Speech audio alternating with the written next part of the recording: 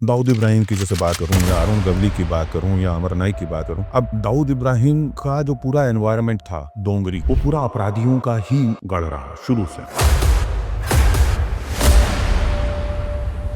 System कौन चला रहा है? सिस्टम, माफ कीजिए, सिस्टम ना अंडरवर्ल्ड चला रहा है ना नेता चला रहे हैं, सिस्टम कारपोरेट हाउसेस चला रहा है। विवेक अग्रवाल, क्राइम जर्नलिस्ट, इन्वेस्टिगेटर और ऑथर, 30 सालों से भी ज्यादा अंडरवर्ल्ड, टेररिज्म और फाइनेंशियल क्राइम्स जैसे कॉम्प्लेक्स सब्जेक्ट्स को डिकोड करते आए हैं। प्रिंट से टीवी तक उन्होंने सिस्टम के सबसे अंधेरे सच को एक्सपोज किया, क्योंकि उनके लिए जर्नलिज्म सिर्फ रिपोर्टिंग नहीं, बल्कि सिस्टम के सच को सामने लाना है।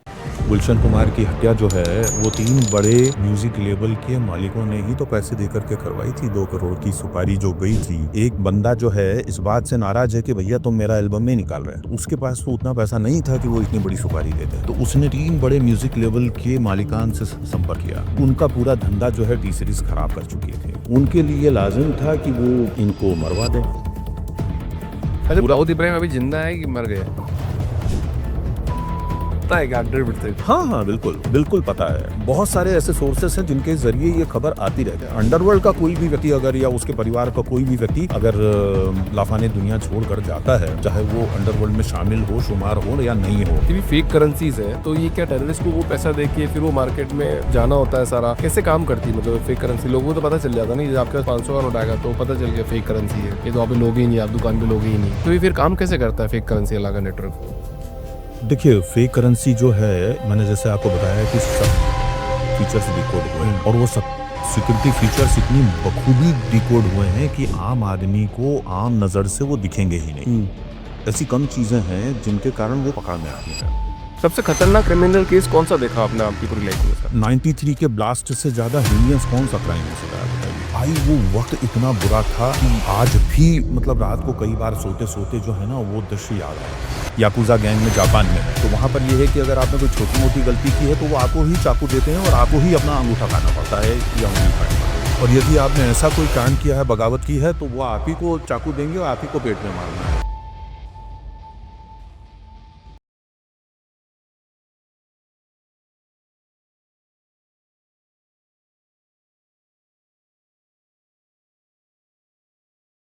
विवेक सर, बहुत बहुत स्वागत है आपका द पावरफुल ह्यूमन शो के अंदर।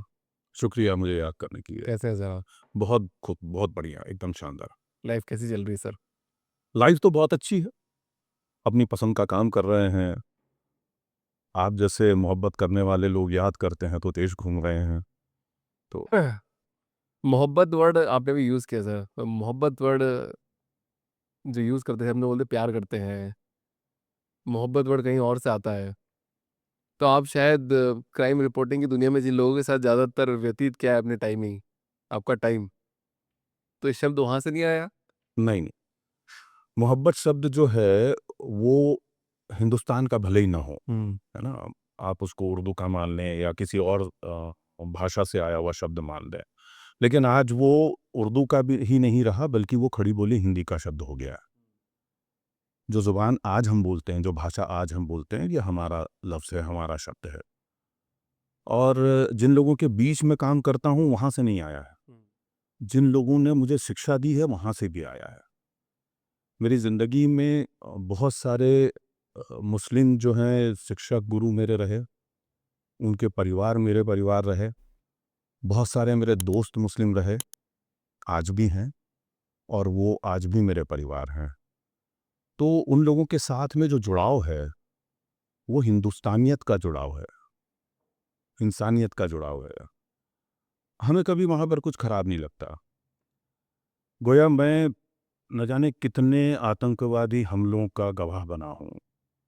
न जाने कितनी जगहों पर जो इस्लामिक टेररिज्म है उसका विध्वंस मैंने अपनी आंखों से देखा है, जिया है और भोगा है।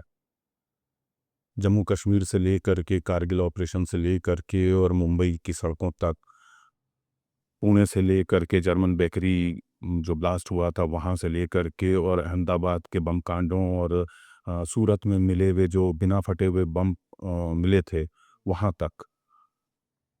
मन और आत्मा जो है वो ये विध्वंस और बाकी सब चीज़ें देख कर के बहुत ही आक्रांत होता है, बहुत दुखी होता है। ऐसा लगता है कि कोई फोर्सेस हैं जो कि हिंदुस्तान की जो रवायत है, यहाँ की जो हमारी मिट्टी की महक है, उसको मिटाने पे आमादा है। और ये काम करने वाली बाहरी ताकतें हैं, जो हमारे यहाँ के यूथ को बरगलाती हैं, भड़काती हैं और उनको उस रास्ते पर चलने के लिए, ले जाने के लिए मजबूर करती हैं, जिस रास्ते पे वो जाना नहीं चाहते। हमारा जो हिंदुस्तान का मुसलमान है, वो सारा का सारा क्रिमिनल या सारा का सारा आतंकवादी नहीं है। मैं आज भी कितने ही लोगों को जानता हूँ, जिन्होंने सिर्फ़ एक ही बच्चा पैदा किया है। क्यों नहीं उनने 10 या 5 या 18 बच्चे पैदा किए, जैसा कि हम एक कॉमन एक नैरेटिव गढ़ते हैं। उनका कहना है कि भाई अपनी सैलरी में या अपनी कमाई में वो एक ही बच्चे को पाल लें हम बहुत है। तो उनके ऊपर भी वो जो मध्यम वर्गीय मानसिकता आम हिंदू की है, आम क्रिश्चियन की है, आम सिख की है, वो उन पर भी हावी और तारी है। तो आप ये बताना चाह रहे हो सब नैरेटिव चलाया जाता है सर ये? हाँ, बताइए ना वरना सीआईए और आईएसआई मिल करके हिंदुस्तान में ये जो काम करवा रहे हैं, उसके अलावा आपको और कहाँ से दिखाई देता है? कश्मीर में जो इतना पैसा आता है, वो कौन देता है? क्या कश्मीर की आवाम देती है? नहीं। कश्मीर में की आवाम जो है, वो बहुत ही शांति प्रिय जनता है। कारगिल ऑपरेशन के दौर में उसी उसी समय में 20 दिनों तक मैं घाटी-घाटी, पहाड़-पहाड़ घूमा हूँ। हुँ। वहाँ के आम इंसान से लेकर के वहाँ के जो सरफराज नाम का एक लड़का था जिसको कि कुछ 8 साल की उम्र में आतंकवादी बनाने के लिए यहाँ से मुरीद के ले गए थे और जब वो 52 लोग लड़कों के और ट्रेंड उनके साथ में 2 साल बाद लौट रहा था, तो जो डिफेंस एम्बुश हुआ था उसमें 52 में से 50 मारे गए थे, सिर्फ 2 बचे थे जिसमें से एक सरफराज था। मैंने उससे भी मुलाकात की और जब मैं मिला था उससे तब उसकी उम्र करीब-करीब 20 या 22 साल थी। तो आम तौर पे जो इनका फिरन होता है, उसके अंदर कांगड़ी होती है, उस लड़के के फिरन के अंदर AK-47 थी। डिफेंस की दी हुई थी हालाँकि। हुँ। तो वो बाद में जो है वो डिफेंस के लिए काम करने लगा था। मैंने उससे भी पूछा था कि तुम लेकर के गए थे तो तुमने क्या किया? बोले मैंने वहाँ पर जितना समय उन लोगों ने मुझे मार-पीट करके और मुझे टेररिज़्म और वो सब तोड़-फोड़ और बम बनाना, चलाना ये सब सिखाया, मैंने मजबूरी में सीखा। लेकिन कश्मीरियत से यहाँ तक दीजिए शब्द उसने जो इस्तेमाल किया था कि कश्मीरियत से दगा करना या बगावत करना मेरे लिए पॉसिबल नहीं था। मैंने कहा ये तो तुम इस उम्र में बोल रहे हो, हाँ। उस कच्ची उम्र में? बोले तब भी नहीं था जनाब। क्योंकि मेरे वालिद साहब ने, मेरे दादाजी ने, सब लोगों ने मुझे ये सिखाया था कि कश्मीरियत हमारा असली हिस्सा है हमारे जिस्म का, हमारे दिलो-दिमाग का। और ये कश्मीरियत जो है वो हमारी साझा विरासत है, तो मैं इसे नहीं खो सकता। तो मैं लौटा ज़रूर और जब आमने-सामने की लड़ाई चल रही थी तो मैं चट्टान के पीछे दुबक के बैठा था, मैंने अपने हथियार को हाथ भी नहीं लगाया। इसलिए मैं ज़िंदा बच गया और आज मैं सेना के लिए काम करता हूँ। विवेक सर आपने तो इतने साल क्राइम रिपोर्टिंग करी है, इतने साल मतलब कंटिन्यू इन्हीं लोगों के साथ रहे हो, गैंगस्टर, माफियाज़, डॉन, सब लोगों के साथ आपने मतलब वन ऑन वन बात भी करी है, उन लोगों को जिया है एक तरह से आपने। और आम जनता को आप देखते हो, जो थिन लाइन की अपन बात कर रहे थे थोड़ी देर पहले, वो कैसी दिखती है आपको? एक आम जनता और ये जो पार्ट है, कैसा दिखता है सर आपको ये? आप कभी किसी क्रिमिनल से मिले हैं खुद? हाँ, मिला तो हूँ सर। किस किस स्तर का अपराधी? थोड़ा ओके, ओके। Okay, okay. हाँ। मैं आपको बताता हूँ कि इनमें से हर व्यक्ति, चाहे वो टेररिस्ट हो, चाहे वो अंडरवर्ल्ड का इंसान हो, चाहे कोई भी व्यक्ति हो, इनके 2 पहलू होते हैं। एक उनका कारोबारी पहलू है, जो खौफ फैलाना, आतंक फैलाना, वो उनका धंधा है, वो उनका प्रोफ़ेशन है। दूसरा उनका ह्यूमन साइड है, मानवीय पहलू है। है। बिल्कुल है। वो भी किसी के माँ-बाप हैं, वो भी किसी के भाई हैं, वो भी किसी के ताऊ-चाचा हैं, वो भी किसी के दादा-नाना हैं और उनकी अपनी वो पारिवारिक ज़िंदगी है।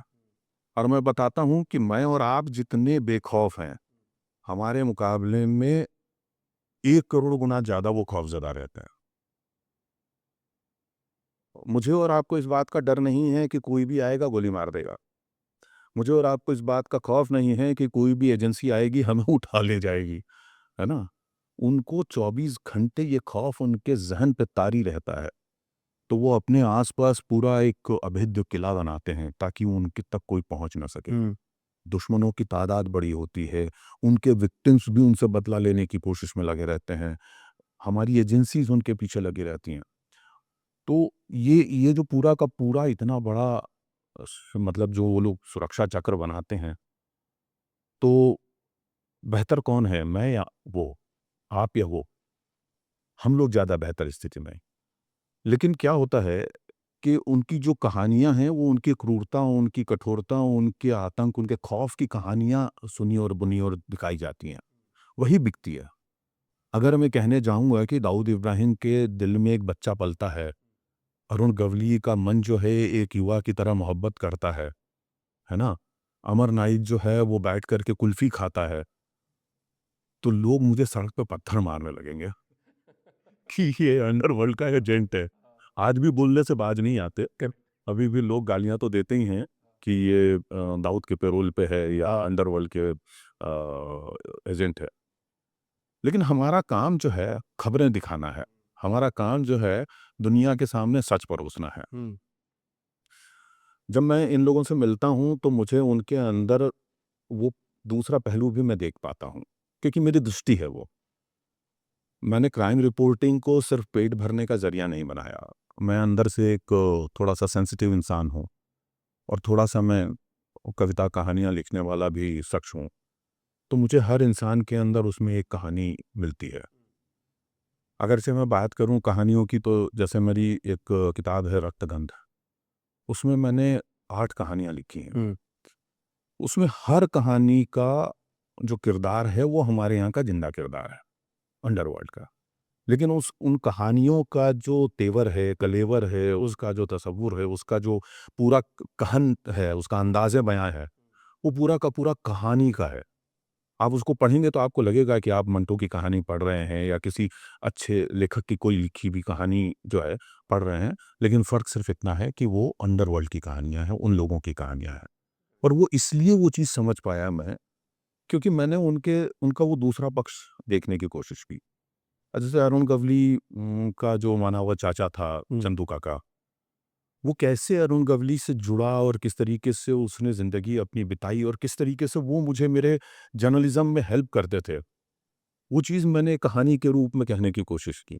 पर जैसे जितने भी क्राइम रिपोर्टर्स हैं, तो क्या इन लोगों को मतलब क्या आप लोग जितने भी क्राइम रिपोर्टर्स हैं, क्या गैंगस्टर फंड्स करते हैं कि भैया कि हमारी कहानी छापो, हमारा एक अच्छा व्यवहार दिखाओ या फिर हमने जो कांड किया वो दिखाओ? क्योंकि बोलते हैं ना कि वो मूवी में दिखाते हैं, अरे चल छाप छाप, देख ऐसा फोटो आना चाहिए, ऐसा ऐसा फोटो आना चाहिए। कितना सच है सर? मतलब थोड़ा तो सच बताना पड़ेगा आपको। मैं 100% सच कह रहा हूँ। ठीक है। ये ज़रूर होता है कि कुछ लोग जो है स्खलित हो जाते हैं, लेकिन सब नहीं। जैसे पूरा पूरा समाज जो है वो दुष्ट नहीं है, वो अपराधी नहीं है। वैसे ही सारे क्राइम रिपोर्टर जो है करप्ट नहीं है। एक आध दो कोई किसी दबाव में, किसी परेशानी से मुब्तला होकर के, कहीं किसी हालात के मद्देनज़र वो हो सकता है कि थोड़ा-सा जो है कॉम्प्रोमाइज़ कर लें। अमूमन नहीं करते। उन्हें भी पता है कि हमारी लक्ष्मण रेखा कहाँ है, कैसी है और उसको लाँघने से हमारे ऊपर क्या तकलीफ़ें आयद होंगी, ये हमें पता है। जैसे मैं बताऊँ आपको, हमारे यहाँ पर जो पहला गैंग वॉर शुरू हुआ, वो गैंग वॉर शुरू होने की नींव तो बहुत पहले पड़ गई थी, लेकिन वो ट्रिगर हुआ एक सहाफ़ी, एक पत्रकार की हत्या से, और उसका नाम है इकबाल नातिक। इकबाल नातिक जो है, वो पत्रकारिता धर्म जो उन्होंने परे रख दिया। उन्होंने दाऊद इब्राहिम के पक्ष में और पठानों के खिलाफ, आलमजेब, अमीरजादा और इन लोगों के खिलाफ जो है वो लिखना शुरू किया। उनका एक रिसाला एक अखबार हुआ करता था साप्ताहिक, जिसका नाम है राज़दार। तो राज़दार में वो इस तरह की खबरें लिखा करते थे, उर्दू अखबार था। और ये पठान ग्रुप चलाने वाले करीम लाला इस ग्रुप का हिस्सा नहीं थे कभी। आपको और अपने आपके दर्शकों को ये पहले से बता दूँ। लोगों को ये गलतफ़हमी है कि वो इनके बेटे-बच्चे थे या इनके भतीजे-वतीजे, भांजे कुछ थे, ऐसा नहीं है। वो लोग अपना पठान ग्रुप अलग चलाया करते थे।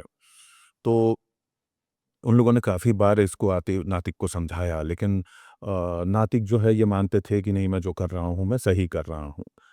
उसका हश्र ये निकला कि एक दिन इन लोगों ने नातिक को उठा लिया, उसको चाकुओं से बुरी तरह गोद-गोद कर मारा और उसके बाद में उनकी जो शत-विक्षत लाश थी, वो ले जाकर के माहिम कॉज़वे में फेंक दी। ये दिखाने के लिए कि अगर हमारी मुखालफत करोगे तो हम किस हद तक जा सकते हैं। ठीक है। ऐसा ही कुछ समय पहले हिंदी के एक बहुत बड़े मुंबई के अखबार के जो क्राइम रिपोर्टर हैं, उन्होंने पुलिस वालों के कहने पे एक डॉन को चिंदी डॉन लिख दिया। चिंदी डॉन, हाँ। सिर्फ इतना लिख दिया। हाँ, मतलब पूरी खबर थी बड़ी, 2 या 3 कॉलम की बड़ी लंबी-चौड़ी खबर थी। करीब 800,000 शब्दों की खबर होगी वो। उसमें नाम उसका लिखा हुआ है चिंदी डॉन, हेडिंग में भी चिंदी डॉन था। इस बात से वो बंदा इतना खफ़ा हुआ कि उसने इस क्राइम रिपोर्टर की हत्या करने के लिए सुपारी उठा दी, किलर्स डिप्लॉय कर दिया। बिफोर स्ट्राइक जो है इसकी सूचना बॉम्बे क्राइम ब्रांच को मिल गई। उन लोगों ने उन लोगों को पकड़ लिया और इस क्राइम रिपोर्टर की जान बच गई। हुँ। अब ये मेरा तो काम नहीं है कि मैं किसी को चिंदी लिखूँ, मैं किसी को राक्षस लिखूँ, भाई उसका एक नाम है, उसका एक काम है, मैं सिर्फ़ उतने तक ही सीमित रहूँ। मेरा काम सूचना देना है। मेरा काम जो है एज़ अ क्राइम रिपोर्टर, ये बताना, ये कहना नहीं है कि सिस्टम क्या बोल रहा है, विरोधी गैंगस्टर क्या बोल रहे हैं। हमें निष्पक्ष होना होता है। अगर हम निष्पक्ष नहीं हैं, तो हम दुधारी तलवार पे चल गए। ये मान के चलिए, हर वक़्त हमारे ऊपर एक खंजर लटका हुआ है, कब गिरेगा आपके सीने पे, आपको भरोसा नहीं। तो आप कहना चाह रहे हैं शब्दों का बड़ा ध्यान देना पड़ता है इसमें कि हर किस चीज़ का, न केवल शब्द, हाँ। आपके मैनरिज़्म, आपके काम-काज, आपका लेखन, आपका जुड़ाव, सब कुछ चीज़। मैं तमाम जितने भी मुंबई के गैंगस्टर्स रहे हैं, उन लोगों से इंटरव्यूज़ करता रहा हूँ और सबको मालूम है कि मैं सबका इंटरव्यू करता हूँ। जहाँ मैंने गवली को किया है, वहाँ दाऊद को किया है, छोटा शकील को किया है, तो मैंने अमर नाइक को किया है, जितने भी हैं। आखिर क्यों किया मैंने ऐसा? क्योंकि वो मेरा पेशा है, वो मेरा काम है। हम अपने अखबार के दफ्तर से जो रिक्विजिशन स्लिप होती थी, उस पे बाकायदा उनका भारत का नंबर या अंतर्राष्ट्रीय नंबर जो होता था, वो लिखते थे, उनका नाम लिखते थे, कौन से कंट्री में, किस शहर में रहते हैं, वो लिखते थे। अपना जिस नंबर पे हमको एक्सटेंशन पे फ़ोन आना चाहिए, हम वो नंबर लिखते थे, अपना नाम लिखते थे, पद लिखते थे और अपने अखबार का नाम लिखते थे। और ये रिक्विजिशन स्लिप संपादक के ज़रिए जो है वो पीबीएक्स सिस्टम में जाती थी और फिर वहाँ से कॉल कनेक्ट हो करके हमें मिलता था। हम तो सबूत बना रहे होते थे कि हम इन लोगों से बात कर रहे हैं। हुँ। मुझे ये कहा जाता था कि आप इन लोगों के नाम सीधे ना लिखा करें। मैं बोलता था कि अगर मैं नाम सीधे नहीं लिखूँगा, तो ये स्थापित होगा कि मेरा मंशय, मेरा मंतव्य गलत है। ऐसा क्यों? मैं अपना काम कर रहा हूँ, तो ये ऑफ़िशियल रिकॉर्ड में होना चाहिए कि मैंने इनसे इंटरव्यू करने के लिए हुआ। हाँ। और आज मैंने इंटरव्यू किया है, अगले दिन वो खबर जो है के रूप में छप रहा है, शाया हो रहा है। तो हमारे पास छापने के लिए सब होता है, छुपाने के लिए कुछ नहीं होता। तो दाऊद का इंटरव्यू किया आपने? बातें हुई हैं, काम हाँ। जब करते हैं तो हाँ। जो छोटा शकील हैं, ये लोग हैं, इन लोगों से बात करके और कई बार चीज़ें क्रॉस वेरीफ़ाई भी करना होता है। पता चलता है कि फलाना काम जो है दाऊद गिरोह ने किया है, तो सीधे उन्हीं से पूछ लेते हैं। पूछते हो, कैसे पूछते हो? क्या बात के? पूछ लेते हैं कि अरे भाई ये आज का जो गेम है वो हाँ। आपकी टीम का है क्या? हाँ। तो बोल देते हैं हाँ है, नहीं है तो बोल देते हैं नहीं है।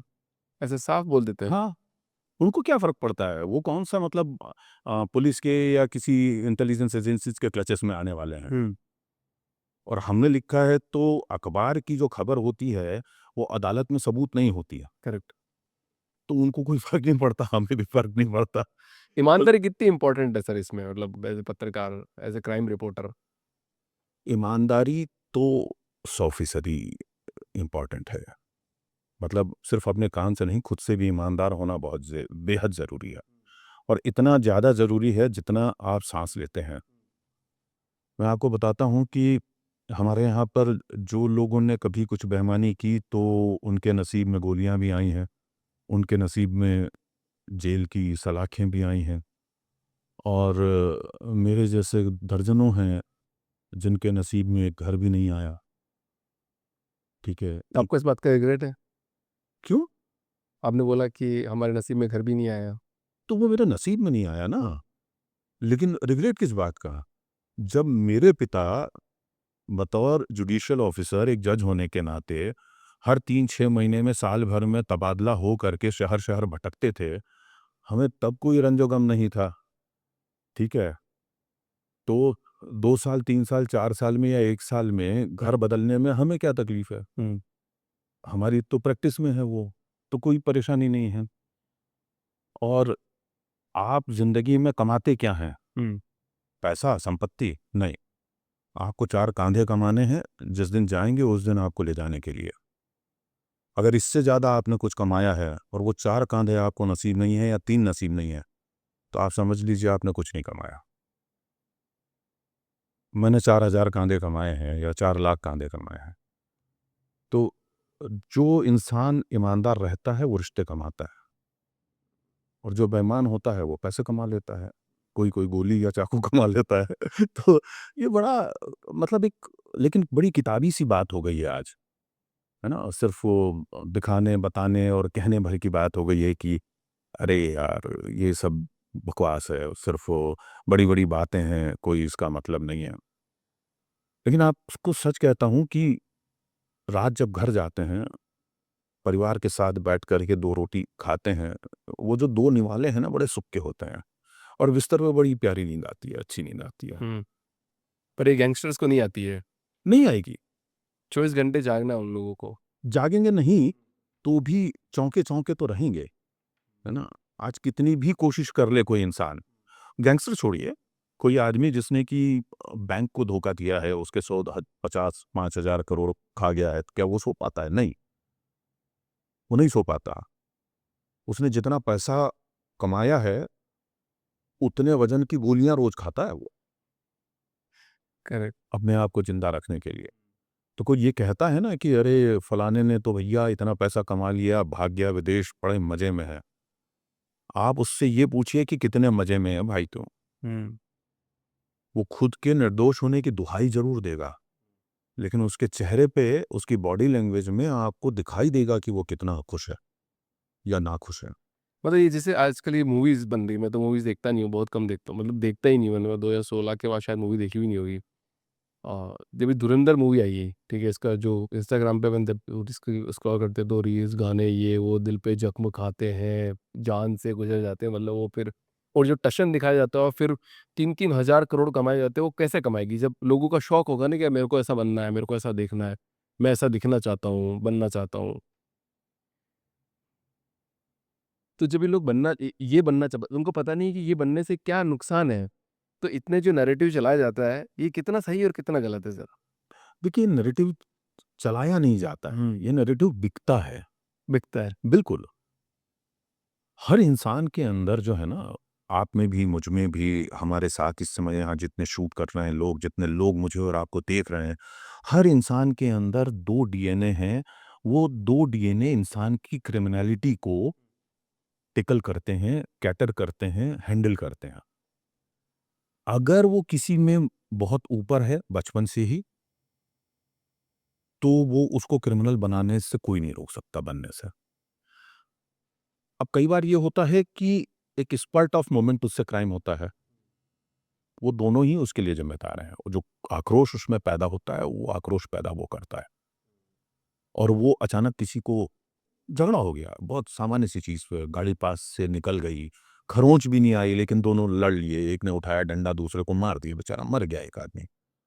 वो क्रिमिनल नहीं है, लेकिन हो गया, हालात ने बना दिया। दाऊद इब्राहिम की जैसे बात करूँ या अरुण गवली की बात करूँ या अमर नाइक की बात करूँ। अब दाऊद इब्राहिम का जो पूरा एनवायरनमेंट था, डोंगरी, वो पूरा अपराधियों का ही गढ़ रहा शुरू से। पठान कंपनी थी और बाकी सब लोग जिस तरह से थे, पूरी तस्करी की दुनिया वहाँ से ऑपरेट होती थी, सब कुछ चलता था। तो पुलिस हवलदार का बेटा होने के बावजूद, साबिर जो उसका बड़ा भाई था, वहाँ से लेकर के नीचे तक तमाम भाई जितने थे, वो सब क्रिमिनल एनवायरनमेंट में पल रहे थे, उस पूरे इलाके में। तो उन लोगों ने वही अडॉप्ट किया। ऑन द कॉन्ट्रेरी, अगर मैं अरुण गवली की और अमर नाइक की बात करूं तो ये बागी हैं। जैसे हमारे उत्तर भारत के जो डकैत होते हैं, जिन वो जो खुद को डकैत नहीं बोलते, बागी कहते हैं, तो ये बागी हैं, इनको सिस्टम ने बनाया। जब अरुण गुलाब गवली जो है, उनके पिता यानी गुलाब गवली, वो सब्जियों का धंधा किया करते थे और उनको परेशान किया करते थे गुंडे। तो उनका जो भाई था बड़ा, पापा गवली, उसने उनको रिटेलिएट करने की कोशिश की, तो उस चक्कर में पापा गवली की हत्या हो जाती है। और गुंडों को मदद करते हुए पुलिस जो है, वो इनकी मदद नहीं करती, अरुण गवली की। तो अरुण गवली बदला लेने के लिए अंडरवर्ल्ड में आता है, क्रिमिनल बनता है। ये किसने उसको क्रिमिनल बनाया? उस डीएनए ने भी नहीं बनाया, उस व्यवस्था ने बनाया। अमर नाइक के साथ भी यही हुआ। उसके भी जो पिता थे, मारुति उनका नाम था, वो भी छोटा-मोटा फूलों का, सब्जियों का ऐसा ही कुछ काम करते थे। उनके साथ भी मारपीट हुई हफ्ता वसूली के लिए। तब सड़कों पे बैठने वाले जो ये हुआ करते थे, खोमचे लगाने वाले या काम करने वाले, उनसे भी सब इलाके के गुंडे हफ्ता लेते थे। उनके साथ मारपीट हुई तो उन्होंने भी बदला लेने के लिए, रिटेलिएट करने के लिए हथियार उठाया। तब हथियार क्या था? चॉपर थे, तलवारें थीं, चाकू थे, डंडा थे, हॉकी थी। तो उन्होंने भी वो किया और उसके कारण जो है, वो जवान लड़का जिसमें अपने आप को बचाने की चाहत थी, वो बचाने के चक्कर में पिता को बचाने के चक्कर में क्रिमिनल हो गया। अब क्रिमिनल हुआ तो सामने से भी हमले होंगे, सामने से हमले होंगे तो उसने अपना भी गैंग बनाया। गैंग बनाया तो वो धीरे-धीरे बड़ा गिरोहबाज बन गया।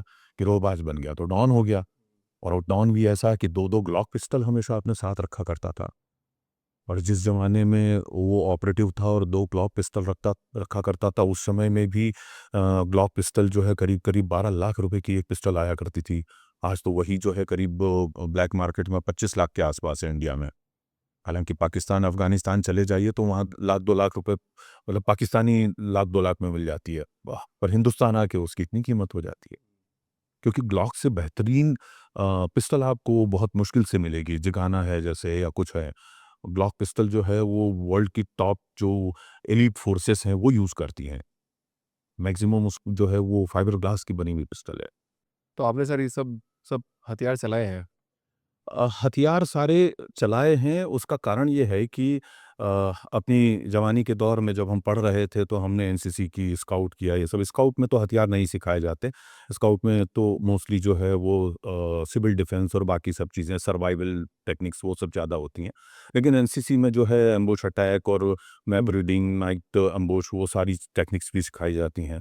तो 2 आर्मी अटैचमेंट कैंप किए, फिर 26 जनवरी की परेड में शामिल होने का मौका मिला और भी बहुत तमाम उसमें मैंने काम किए। नॉर्मली एक सीनियर जो डिवीज़न होती है उसमें 3 साल का टेन्योर होता है किसी भी स्टूडेंट के लिए, लेकिन मैंने 4 साल किया था और मुझे एनसीसी ने स्वीकार भी किया कि चलिए चौथा साल आपको एक्सटेंशन एक देंगे। क्योंकि मेरा शौक था और मुझे डिफेंस में जाने की इच्छा थी, तो मैं खुद को उसी तरीके से तैयार कर रहा था। तो मैं अपने उस्तादों की और अपने जो डिफेंस ऑफिशियल्स होते हैं, जो हमें ट्रेनिंग दे रहे होते हैं, तो मैं उनकी चिटौरी किया करता था कि सर मुझे ज़रा ये भी सीखना है, मुझे वो भी सीखना है। अब जैसे 2 इंच रॉकेट लॉन्चर होता है, तो वो ग्रेनेड लॉन्चर होता है, तो हम लोगों को वो ट्रेनिंग तो मिलती है उसको बाकी सब करने की, लेकिन चलाने के लिए नहीं दिया जाता। तो मैं बड़े हाथ-पाँव दबाया करता था, उनकी जो मिन्नतें करता था कि सर मुझको भी प्रैक्टिस करा दीजिए। तो ये 1 नॉट आरसीएल गन है, वो बड़ी गन होती है जो कि इस पे जीप पे माउंट होती है। अब उसके पास तक फटकने नहीं देते हैं, उसका कारण ये है कि उसका जो बैकफायर ही होता है वो करीब 40 फुट का होता है। अगर उस 40 फुट में और जो करीब पीछे का जो फायर का दायरा बनता है, वो करीब-करीब 16 से 18 फुट का होता है। उस बीच में अगर कोई आदमी का बच्चा आ जाए, तो सिर्फ़ उसकी हड्डियाँ ही नीचे गिरेंगी। इतना ज़बरदस्त उससे फायर निकलता है और इतनी ज़बरदस्त साउंड होती है कि आप को 500 मीटर दूर बैठे हैं, तो भी आपके कान बहरे हो जाएँ। लेकिन उस एक गन को ऑपरेट करने के लिए 5 से 6 जो है गनर्स लगते हैं। तो हम मतलब उनको जिद किया करते थे कि सर हमको भी थोड़ी-सी इसके साथ में प्रैक्टिस करा दें, ये सब। उन लोगों ने देखा कि इस लड़के में, इस बच्चे में वो है, मतलब वो आग है, तो कभी-कभी वो हम लोगों को भी वो सब चीज़ें करवा देते थे। तो 9 MM pistol with silencer, without silencer, then bolt action आपके 303, फिर उसके बाद में अपग्रेड हुई 7.62 SLR, तो उसे 7.62 SLR चलाने का मौका मिला, 9mm कार्बाइन चलाने का मौका मिला। फिर उसके बाद में जब जम्मू कश्मीर में 20 दिन के लिए मैं था न्यूज़ कवरेज के लिए, तो राष्ट्रीय राइफल्स के साथ में हम लोग मूवमेंट कर रहे थे, तो हम लोग नाइट एम्बुश में जाते थे और ये सब करते थे। तब तक AK-56 और आपके क्या कहते हैं 5.59 जो कि DRDO ने डिज़ाइन की है, वो तब तक डिप्लॉय हो चुकी थी डिफेंस में, काफ़ी पहले से थी आने, लेकिन मुझे मौका नहीं मिला था। तो जो RR के लेफ्टिनेंट कर्नल साहब थे, उनको मैंने कहा कि मैं ये चलाना चाहता हूँ। अरे आप कैसे चलाएँगे? मैंने कहा कि सर थोड़ी ट्रेनिंग है, मैं चला लूँगा। बोले अच्छा ठीक है। तो उन्होंने दिया, तो मैं खड़े होकर के ही मतलब जो है 3 राउंड जो है वो मैंने फायर किए। ही वाज़ इम्प्रेस्ड कि अरे यार तुमको मतलब जो है बस फायर आता है और मेरे एकदम कंट्रोल्ड बस फायर कर रहे हो, कैसे? तो फिर मैंने उनको बताया कि ऐसे-ऐसे थोड़ा-सा सीखा है। तो ही वाज़ सो कंफर्टेबल कि अरे यार तुम तो हमारे मतलब सोल्जर हो टाइप का। वो तो ये नामुराद चश्मा लग गया, इसलिए डिफेंस में जाने का ख्वाब दूर हो गया, तो आर्मी ऑफ गन्स के बदले आर्मी ऑफ फेंस जॉइन कर ली। वरना अ, ऑलिव ग्रीन में अपने आप को देखने का बड़ा सपना था। तो ठीक है। अभी आप बता रहे थे जैसे अरुण गौली ऐसे पिस्टल्स रखते थे अपने पास। एक तो लाइसेंस गन होती है जो मतलब पूरा आपको प्रोसेस के थ्रू लेनी पड़ती है। तो क्या ये जब इनको सबको पता है कि इलीगल गन रख रहे हैं, तो पुलिस इनको मतलब जो सरकार इनको इजी पकड़ सकती है, तो पकड़ते नहीं थे इनको?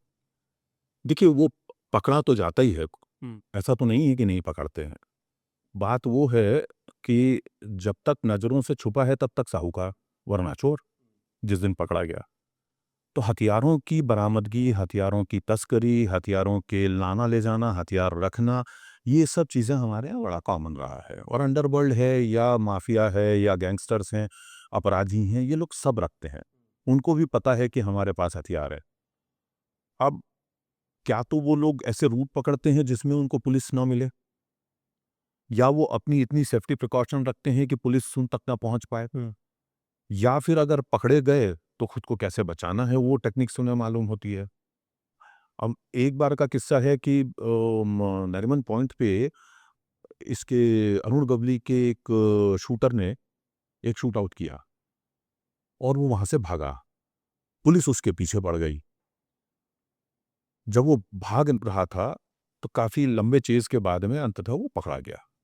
उसके पास से रिवॉल्वर बरामद हुई। पुलिस ने केस बनाया, ये दिखाया कि साहब इसी रिवॉल्वर से गोली चली थी। उसकी बैलिस्टिक रिपोर्ट भी फाइल कर दी, सब कुछ कर दिया। जब अदालत में मामला पहुंचा और वहां पर अदालत में सील बंद पैकेट में रखा हुआ वो रिवॉल्वर जो जब्त हुआ था वो खोला, जिसपे पंचों के हस्ताक्षर भी थे, तो उसमें से रिवॉल्वर की जो रिवॉल्विंग वो थी चैम्बर, वो गायब थी।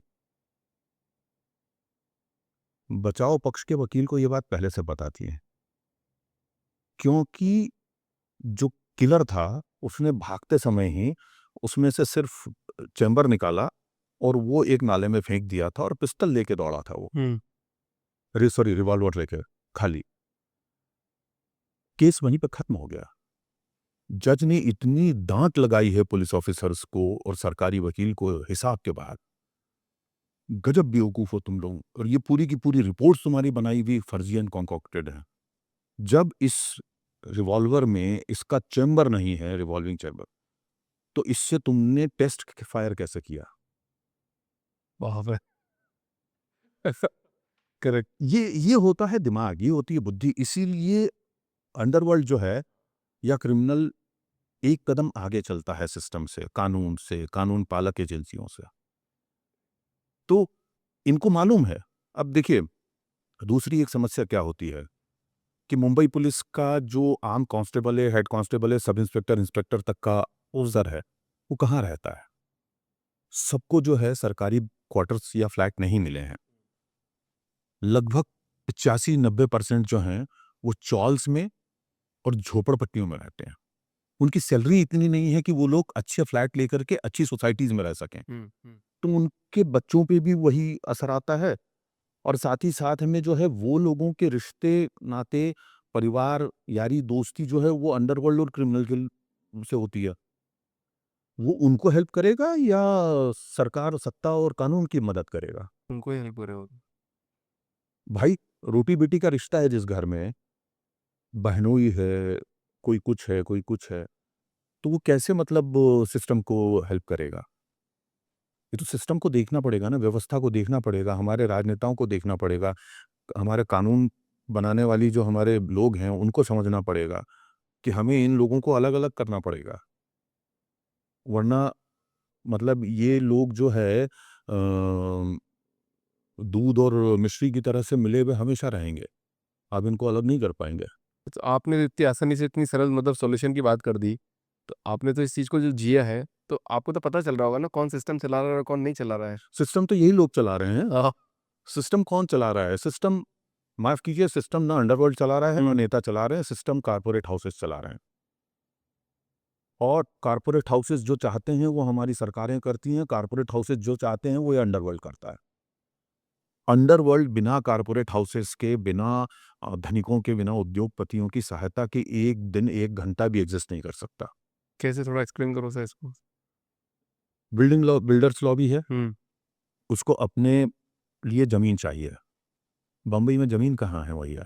या तो झोपड़पट्टियाँ हैं, चॉल्स हैं, पुरानी इमारतें हैं। अगर आपको किसी के पास ज़मीन है भी, सपोज़ मेरे पास है, मेरे पुरखों की ज़मीन है। अब जैसे मैं आपको बताता हूँ कि कांदिवली में एक नेवल ऑफ़िसर है, जिसने कि हमारे यहाँ का एक बहुत बढ़िया डिस्ट्रॉयर था, उसको डूबने से बचाया था। हुँ। तो उस चीज़ से खुश होकर के भारत सरकार ने उन्हें कांदिवली में ज़मीन दी थी, 17 एकड़ ज़मीन थी उनके पास। वो ज़मीन खाली पड़ी है, उसमें कुछ शायद 2 ढाई एकड़ पे लोगों ने झोपड़पट्टी बना ली, कब्ज़ा कर लिया। लेकिन फिर बाद में उस बंदे ने अपना पूरी ताकत लगा कर के उसको रोक के उसके पीछे बिल्डर्स पड़े हुए हैं कि हमें बेचो, ये बेच नहीं रहा है। और वो स मतलब 17 एकड़ का मतलब आप समझते हैं कि आज की तारीख में वो गोल्ड माइन है, हज़ारों करोड़ की ज़मीन है। उसके लिए कितना खून-खराबा करवा सकते हैं। अब मैं तमाम ऐसे बड़े-बड़े आज के वक़्त में जो अंडरवर्ल्ड में डॉन हो गए या सिपहसालार हो गए, बड़े स्तर पे आ गए, मैं उन लोगों से जब मिला करता था, तब जब वो किसी जगह पे कब्ज़ा करके और वहाँ पर बैठा करते थे, ऐसा एक छप्पर लगा कर के नीचे पत्थर की कुर्सी बना रखी है या प्लास्टिक की कुर्सियाँ ला के रखी हुई हैं और वो वहाँ बैठा करते थे। तो मरोल इलाका है हमारे यहाँ अंधेरी में, वहाँ पर एक साउथ इंडियन ही लड़का जो है वो हमेशा बैठा करता था और मैं अमूमन उसके पास में जाया करता था और उसे मालूम था कि मैं चाय नहीं पीता हूँ, तो वो मेरे लिए हमेशा नारियल पानी बुलाता था और उससे मुझे अंदर की बड़ी खबरें मिला करती थीं। तो मैं जब भी मन होता था, तो उठाया, रिक्शा लिया और घर चले गया। बस में पकड़े और चले गए। तो वो बस गेट में एंटर होते से ही लेफ्ट हैंड साइड में एक छप्पर सा बना हुआ था, उसके नीचे बैठा हुआ मिल जाता था। वो नहीं है तो कोई लड़का बच्चा दूसरा मिलता था, उसको बोलते थे कि जा भाई भाई को बुला ला तेरे। तो वो बुला लाता था। तो बहुत लंबे अरसे बाद, करीब 20 साल बाद में एक दिन अचानक कहीं विदेश में उससे साबिका होता है और वो मुझे नहीं पहचान पाता और मैं उसे उसके उस वक़्त का जो निकनेम था, उससे मैं बुलाता हूँ, तब वो चौंकता है और उसके साथ में आया हुआ उसका जो बॉस है, डॉन है, वो चौंकता है। बोले, "इसको ये नाम कैसे पता है?" तो मैंने कहा, "मैं वो हूँ जिसको आप नारियल पानी पिलाते थे, जनसत्ता का रिपोर्टर।" अरे! बोले, "भाई आप वो हो क्या? अरे मतलब आप आने वाले थे तो हमको पहले वो बताते।" तो मैंने कहा, "मेरा नाम तो वही है ना, बदला थोड़ी है।" तो आपको नहीं पहचान पाए? बोले, "नहीं, बहुत लंबा समय हो गया।" कोई बात नहीं। उस डॉन के साथ में 12 बॉडीगार्ड्स आए हुए थे। हुँ। अगले 2 मिनट के अंदर वो बॉडीगार्ड्स चले गए। फिर हम 4 लोग बचे रह गए। मैं 5 दिन रहा, मैंने उसका इंटरव्यू किया। वो इंटरव्यू हमने चलाया अपने चैनल में, तब मैं एक ब्रॉडकास्ट चैनल में काम करता था लौट कर के आके। तो ये जो चीज़ें हैं इस तरीके से होती हैं। आप लोगों के पास जाते हैं, लोग आपको देखते समझते हैं और लोग आपके साथ में आपके ऊपर भरोसा करते हैं। इसलिए भरोसा करते हैं क्योंकि आप उन पे भरोसा कायम करते हैं। तो ये जो दुनिया है ये इस तरीके से ही चलती है। तो जितने भी कॉर्पोरेट, जैसे मान लो कि अभी कॉर्पोरेट वालों की बात करें, जितने भी बड़े-बड़े जो उद्योगपति है, तो ये बड़े गैंगस्टर है अभी। हाँ, तो मैंने बताया ना कि जैसे ये बंदा है, ये एक बिल्डर के लिए वो ज़मीन सँभाल रहा था, ऐसे पचासों लोग हैं। अभी पिछले दिनों एक मर्डर हुआ, वो मर्डर एक बिल्डर के कारण हुआ, लेकिन तोहमत जो है दूसरे अंडरवर्ल्ड डॉन पे थोप दी गई कि भैया इसने मरवाया उसे, काम बिल्डर के ने किया था।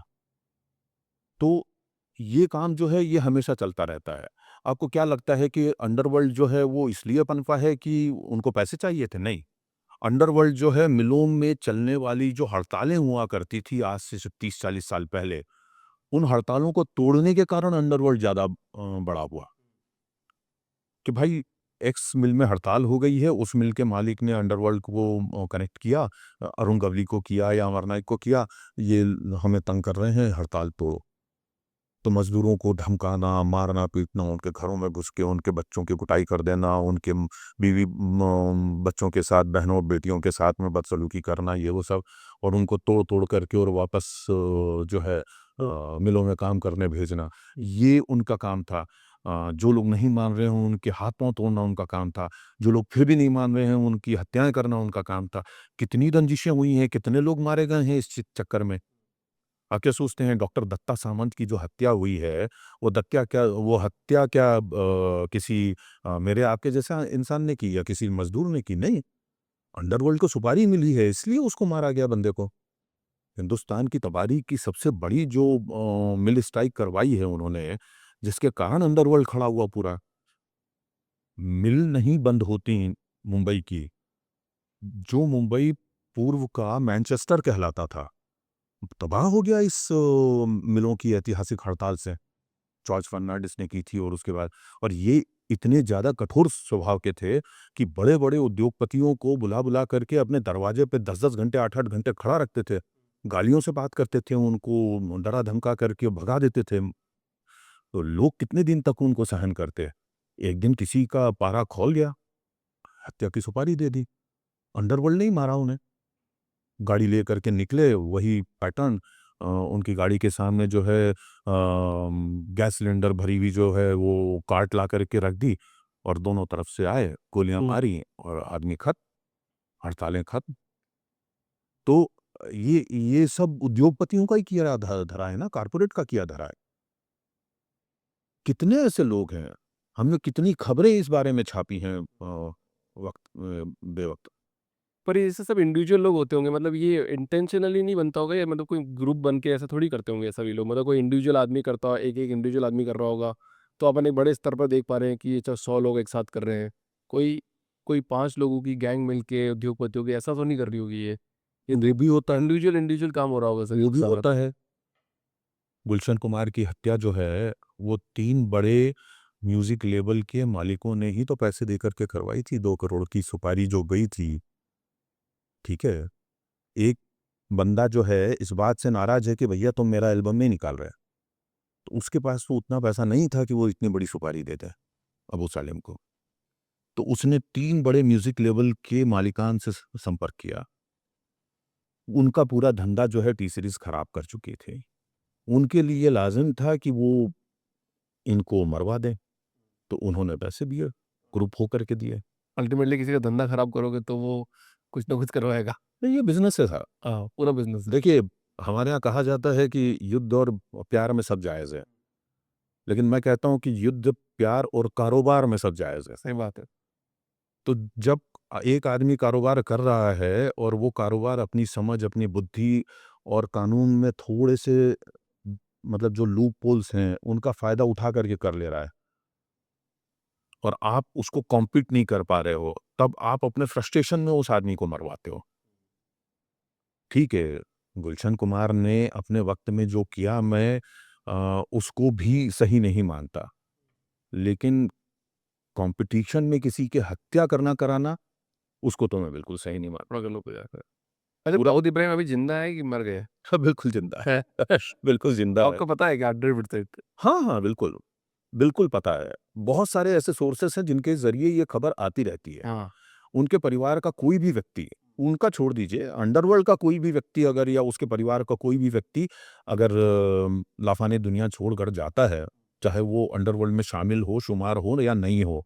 जैसे छोटा शकील के ससुर हैं, उनकी मौत हुई थी कुछ अर्सा पहले, तो उनकी मौत होने की खबर हम लोगों तक तुरंत आ गई थी। मतलब उधर मौत होती है, उधर 1 घंटे, आधे घंटे, 2 घंटे में हम लोगों तक खबर आ जाती है, क्योंकि हमारा नेटवर्क है वो।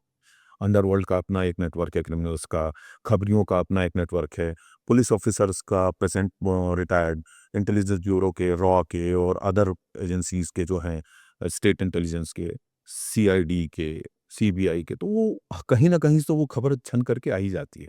और सबको ये पता है कि विवेक अग्रवाल का सेंटर ऑफ इंटरेस्ट क्या है, तो वो लोग वो खबर देते हैं।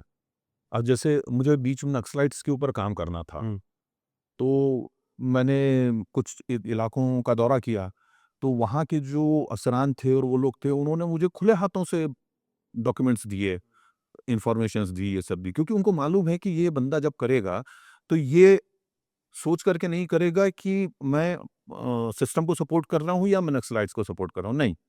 ये पूरी तरीके से उस सब्जेक्ट के साथ न्याय करेगा। इसीलिए मेरी 42 किताबें आई हैं, जिसमें से अधिकांश जो है वो क्राइम, क्रिमिनैलिटी और क्रिमिनल्स के ऊपर हैं। और उनमें कहीं भी किसी किताब के अंदर आप किसी का महिमा मंडन होते हुए या किसी का पक्ष लेते हुए आप नहीं देखेंगे। करेक्ट। सबसे खतरनाक क्रिमिनल केस कौन-सा देखा आपने आपकी पूरी लाइफ में सर? यार कोई एक हो तो ये बताऊँ, मतलब सबसे टॉप पे होते हैं ना? नहीं, अब 93 के ब्लास्ट से ज़्यादा हीनियस कौन-सा क्राइम हो सकता है बताइए? वहाँ लाशें पड़ी होना, वहाँ पे मतलब मैं तो थोड़ा-सा लेट पहुँचा था, लेकिन मैंने सारे जितने भी जगहों के ऊपर 12 ब्लास्ट हुए थे, जहाँ-जहाँ गोली और बम-वम फेंके थे, सब मैंने पूरे घूम करके देखे थे। और मैं उस समय तो बिल्कुल नया बम्बई पहुँचा ही पहुँचा था, ज़्यादा वक़्त नहीं हुआ था। 92 मैं पहुँचा था, 93 में ये मार्च में ब्लास्ट हुए थे। उसके पहले के दंगे-वंगे ये सब चीज़ें मैं देख चुका था, कवर कर रहा था। वहाँ का एक रिसाला हुआ करता था हमारा महानगर हिंदी का, तो हमारी टीम जब वहाँ पहुँची थी तब वो शुरू ही हुआ था। मतलब शुरू होने के 2, 4, 6 दिन में ही मैं वहाँ पहुँच गया था, तो उस शुरुआती टीम का हिस्सा होने का मुझे भी सुख मिला। अब उस समय में हमने वो सारी चीज़ें देखी और उस इन्वेस्टिगेशन का एक पुलिस का जो पार्ट था, आईबी, सीबीआई का, मिलिट्री इंटेलिजेंस का पार्ट था, उसके साथ-साथ में हमारा भी अपना एक पैरेलल इन्वेस्टिगेशन चल रहा था। और हम लोग रोज़ाना वो खबरें किया करते थे। उसके बाद जो 93 ब्लास्ट के बाद जो दंगे फैले और जो कत्लो-आम हुआ, भाई वो वक़्त इतना बुरा था कि आज भी मतलब रात को कई बार सोते-सोते जो है ना, वो दृश्य याद आ जाते हैं। हमने अपनी आँखों से लोगों को तलवारों से पीछे दौड़-दौड़ करके काटते हुए देखा है। एक बार मैं अ, माहिम माटुंगा स्टेशन शायद शायद, वहाँ पे उतर करके और अपने ऑफ़िस जा रहा था, तो जब मैं ऊपर फ्लाईओवर पे पहुँचा, तो वहाँ से देखा कि नीचे जो है कुछ लोग घर का फर्नीचर और वो सब ला करके फ्रिज-व्रिज वो सब ला करके उन लोगों ने रख दिया है और उसमें आग लगा दी है। और फिर उस घर के लोगों को ला करके उसमें फेंकने की कोशिश कर रहे हैं। जब मैंने वहाँ से ऊपर से फ़ोटोग्राफ करने की कोशिश की, उनमें से कुछ लोगों ने देख लिया तो मुझे दौड़ाया उन्होंने और मैं करीब-करीब 1.5-2 किलोमीटर तक भागता रहा उनसे बचने के लिए। तो ये जो वक़्त था, इससे ज़्यादा बुरा वक़्त, इससे ज़्यादा बुरा अपराध मतलब आज तक वो इंसानियत के खिलाफ अपराध था। वो एक देश के खिलाफ या एक शहर के खिलाफ नहीं था। और आईएसआई ने ये जो किया है और पाकिस्तान के हुक्मरानों ने ये करने का जो उनको हुक्म दिया है, कुदरत उनको कभी माफ़ नहीं करेगी। हम लोग तो इंसान के बच्चे हैं, हम तो क्या माफ़ करेंगे। लेकिन मैं सच कहता हूँ, उन्होंने वो लोग इस्लाम के फॉलोअर्स हो ही नहीं सकते, मैं ये मानता हूँ।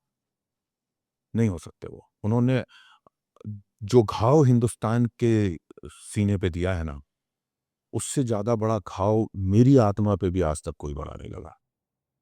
तो आपको क्या लगता है दाऊद को पकड़ कभी वापस ज़िंदा पकड़ा जा सकता है? कभी इंडिया में लेके आ सकते हैं कभी भी? ऐसा कभी पॉसिबिलिटीज़ होगी इंडियन मैं सिस्टम के लिए? मुझे नहीं लगता, एकदम असंभव है। क्योंकि जो आखिरी उम्मीद थी वो भी हमारी जो आज का हमारे हुक्मरान हैं उन्होंने ख़त्म कर दी आज की सत्ता में।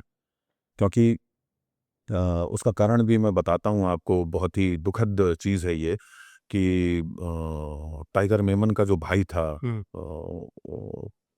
क्या नाम था उसका, एक मिनट से कर यार, हाँ, टाइगर मेमन का जो भाई था याकूब, उसको अच्छी तरीके से समझाने, बुझाने और उसके दिमाग में ये बात डालने कि तुम अगर दाऊद इब्राहिम, टाइगर मेमन और तमाम जो ये एक्टिविटीज़ हुई थी, इनके सबूत लेकर के अगर हिंदुस्तान आ जाओगे तो तुम्हारे पिता और तुम्हारे परिवार के जितने लोग हैं उनको हम फांसी नहीं देंगे। ये समझा बुझा करके और उसको नेपाल लेकर के आए। नेपाल लाने के पहले करीब करीब 40 दिन तक उसने इन लोगों के बीच में चोरी से इनकी ऑडियो रिकॉर्डिंग्स की, उसका काफ़ी सारे सबूत इकट्ठे किए और वो लेके वो नेपाल आया, काठमांडू। और फिर काठमांडू में हमारे सिस्टम ने ये दिखाया कि हमने इनको यहाँ अरेस्ट किया और लेकर के आए और उसके बाद में उनको अदालतों से सजाएं मिली, सब कुछ हुआ। अब वो जो इसको दी गई थी इम्यूनिटी, याकूब को और उसके परिवार को, वो तो वर्बल थी, और बोलते मुँह ज़बानी थी, जमा खर्च था, वो मुँह ज़बानी जमा खर्च था, कुछ लिखित था नहीं। लेकिन स्पाइनेज की जो दुनिया होती है, स्पाइन का जो संसार होता है, खुफियागिरी का, उसका एक अलिखित विधान है कि जो बात हम कहते हैं, हम उस पे टिकते हैं। करेक्ट। और उसको जो है हुक्मरान भी मानते हैं, मतलब मानना भी इस हद तक कि तामील करते हैं उस बात की।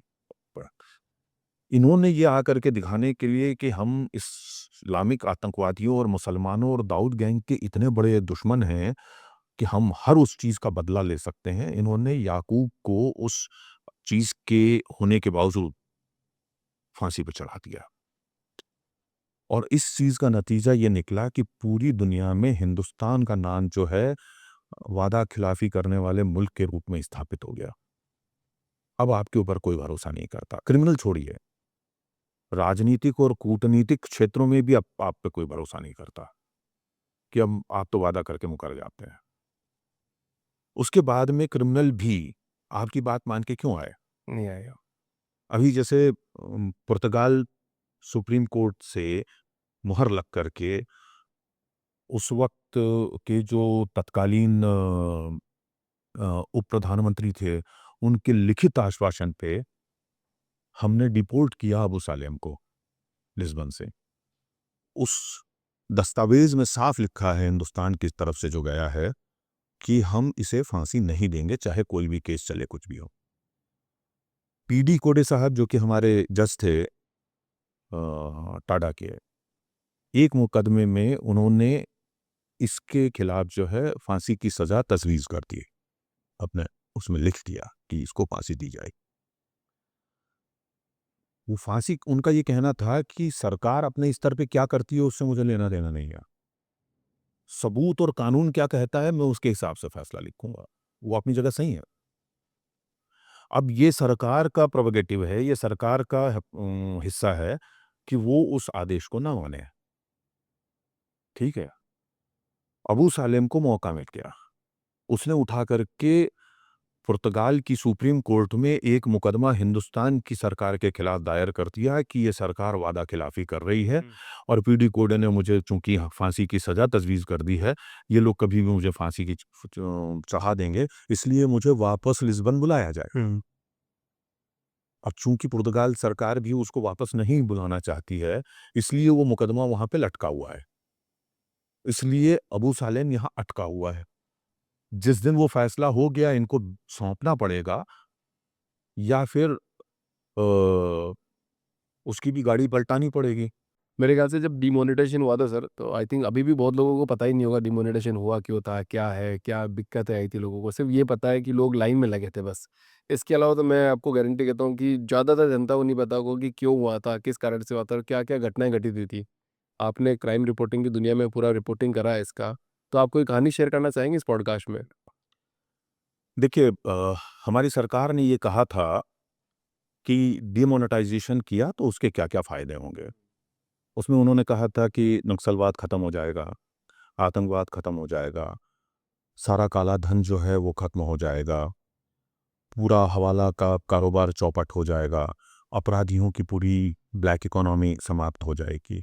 ये तमाम हमें फ़ायदे तत्कालीन जो है सरकार ने, सत्ता ने हमें गिनाए थे।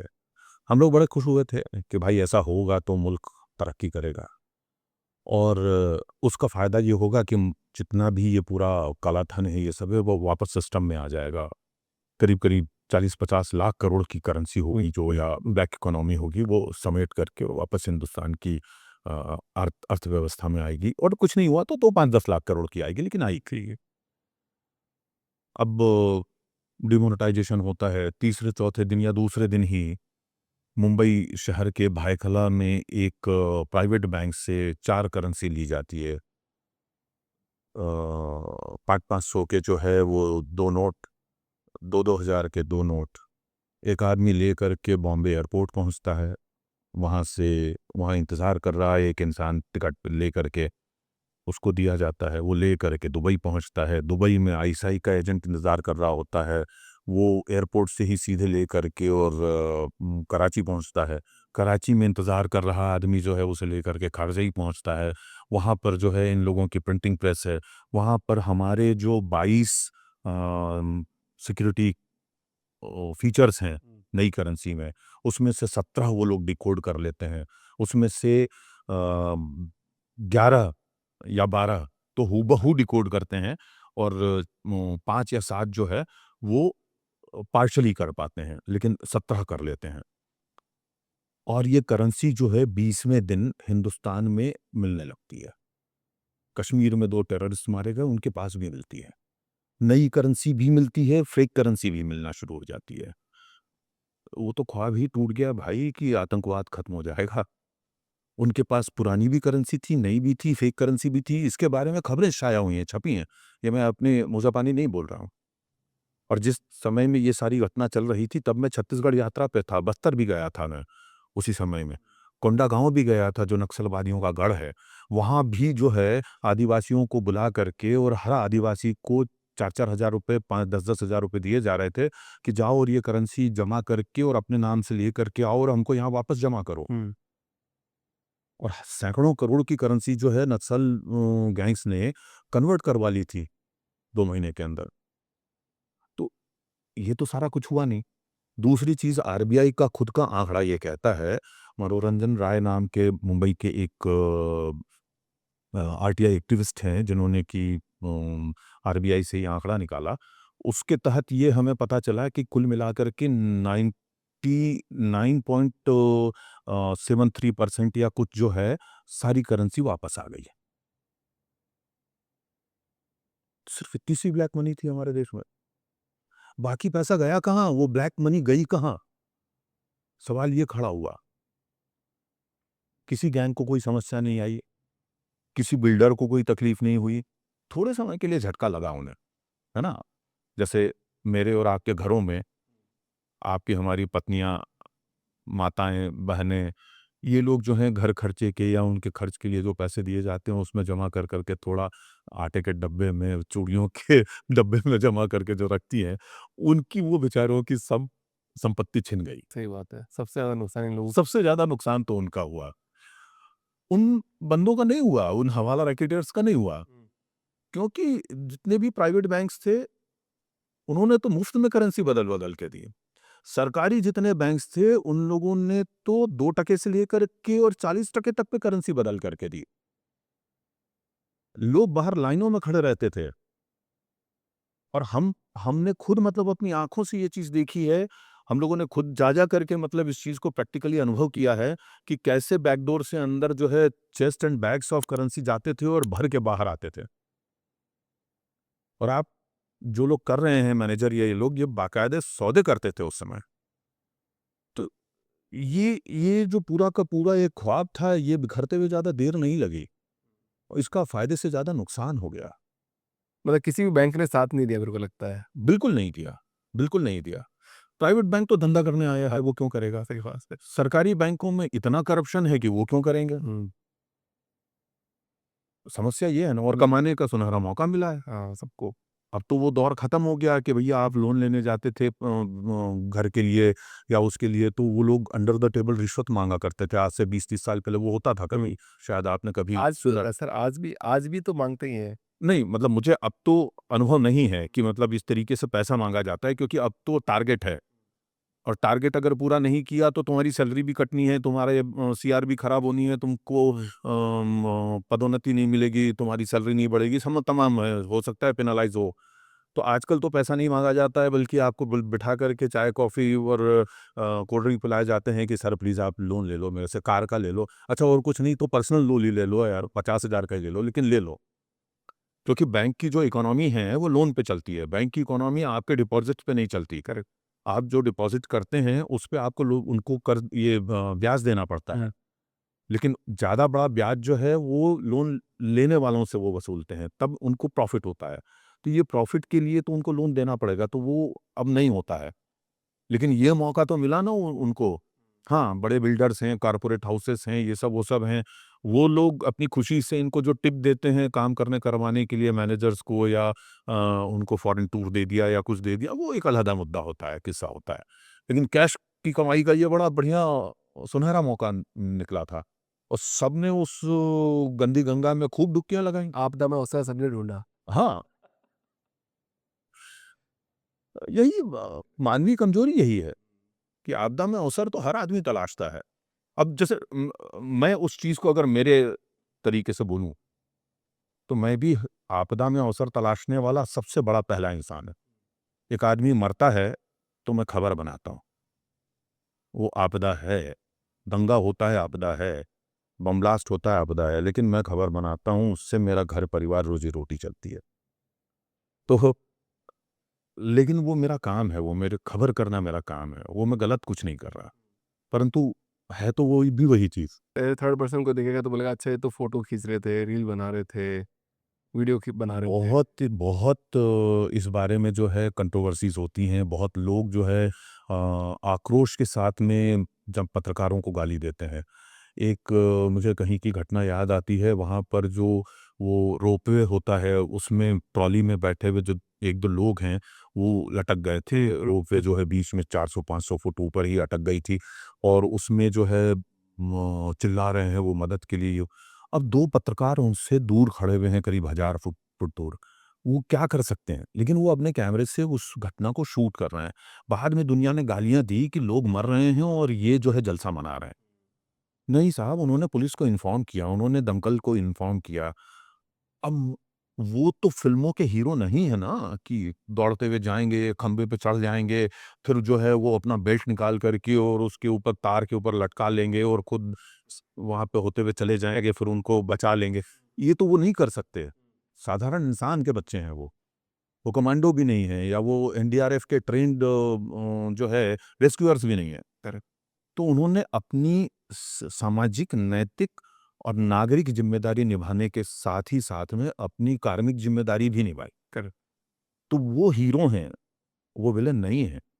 तो लोगों को ये देखना चाहिए पहलू और पक्ष। लोग वो देखते नहीं। ज़बान मिली है, उसका क्या उपयोग करना है वो नहीं पता।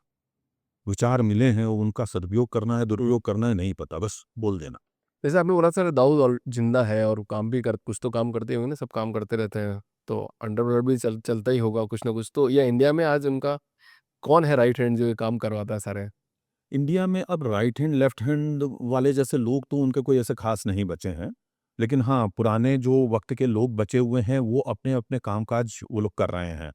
है ना? अब उसमें से जैसे मैं एक बंदे को जानता हूँ जो इधर मोहम्मद अली रोड पे उसने अपना ऑफ़िस वग़ैरह बना रखा था। तो ऑफ़िशियली तो वो उसने जो है फ़ार्मास्यूटिकल मार्केटिंग कंपनी एक बना रखी थी।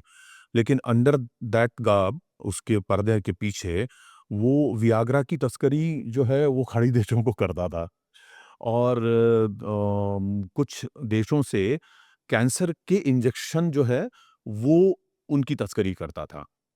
तो हमारे यहाँ पर जो कैंसर का इंजेक्शन एक इंजेक्शन जो है वो अगर 18 या 20 हज़ार का है, तो वो वहाँ पे 4-5 हज़ार का मिलता है। तो ये जो बड़ा गैप है, ये उस तस्करी के ज़रिए जो है वो लोग फ़िल करते हैं। और वो हमारे यहाँ की फार्मास्यूटिकल जो फार्मेसीज़ हैं, दुकानें हैं दवा की, उनमें मतलब सप्लाई हो जाता है और वहाँ से वो बिकता है फिर। तो और यहाँ से जो वियाग्रा है, जो अच्छी बड़ी कंपनीज़ की जो सेक्स एनहांसर मेडिसिन्स हैं, और जिसमें वियाग्रा एक नाम जो प्रमुखता से लिया जाता है, ऐसी और भी कई कंपनियों की वही सेम फ़ॉर्मूला की दवाइयाँ हैं। तो वो दवाइयों का बहुत बड़ा बाज़ार जो है खाड़ी देशों में और विदेशों में है। अगर वो वहाँ पर जाकर के 400 दिरहम में या $200 में बिकती हैं, तो हिंदुस्तान में वही चीज़ जो है हमको 50 दिरहम में या $40 में मिलती हैं। तो अगर उसकी तस्करी वहाँ होती है, तो आप देखिए कि कितना बड़ा गैप है। हुँ। तो वो उसकी तस्करी करते हैं। गोल्ड की तस्करी आज बहुत बड़े पैमाने पे होती है, अंडरवर्ल्ड उसको पूरा का पूरा वो करता है काम। बहुत बड़े पैमाने पे ब्लड डायमंड की तस्करी होती है। वो काम जो है पूरा का पूरा अंडरवर्ल्ड करता है और वो इसमें चला जाता है, क्या नाम है जी जौहरियों के पास ज़वेरी बाज़ार में चला जाता है, जेवर बनते हैं। ड्रग्स तो बड़ा है ही सही, जितना ड्रग्स मेनली कोकीन जो है वो विदेशों से आती है हुँ। और हाई क्वालिटी की जो हेरोइन है, जो व्हाइट डेथ क्वालिटी की, वो जो है या तो बर्मा से आती है या अफ़गानिस्तान से वाया पाकिस्तान, वाया नेपाल या वाया सी रूट्स आती है। तो वो एक बहुत बड़ा कारोबार जो है वो इनका है। लेकिन ये सारे कारोबार जो है वो हिंदुस्तान में बैठे हुए लोग नहीं करते हैं। अब वो काम जो है या तो अफ़्रीकी देशों में बैठे हुए इनके सिपहसालार और फ़यादे करते हैं या फिर बैंकॉक, थाईलैंड, वियतनाम जैसे देशों में बैठ के करते हैं या फिर खाड़ी देशों में बैठ के करते हैं या फिर पाकिस्तान, बांग्लादेश में बैठ के करते हैं। अब जैसे एक जो चीज़ आप पूछ रहे थे कि दाऊद इब्राहिम के और क्या काम-काज हैं, उसमें एक बहुत बड़ा काम जो है इनका हिंदुस्तान के जो नकली करेंसी है उसमें काम है, आज भी है। आज भी है। क्योंकि वो काम वो रोक नहीं सकते। हुँ। उस काम को करने कराने में आईएसआई का इंटरेस्ट है, दाऊद गैंग का इंटरेस्ट नहीं है। दाऊद गैंग तो एक तरफ जहाँ फेक डॉलर का करता है, वहाँ फेक इंडियन करेंसी भी करता है। तो आईएफसीएन जो है, उसका बहुत बड़ा ट्रेड है। साल का करीब 20-30 हज़ार करोड़ का मतलब जो है, वो घुसपैठ हमारी इकोनॉमी में फर्जी करेंसी की होती है।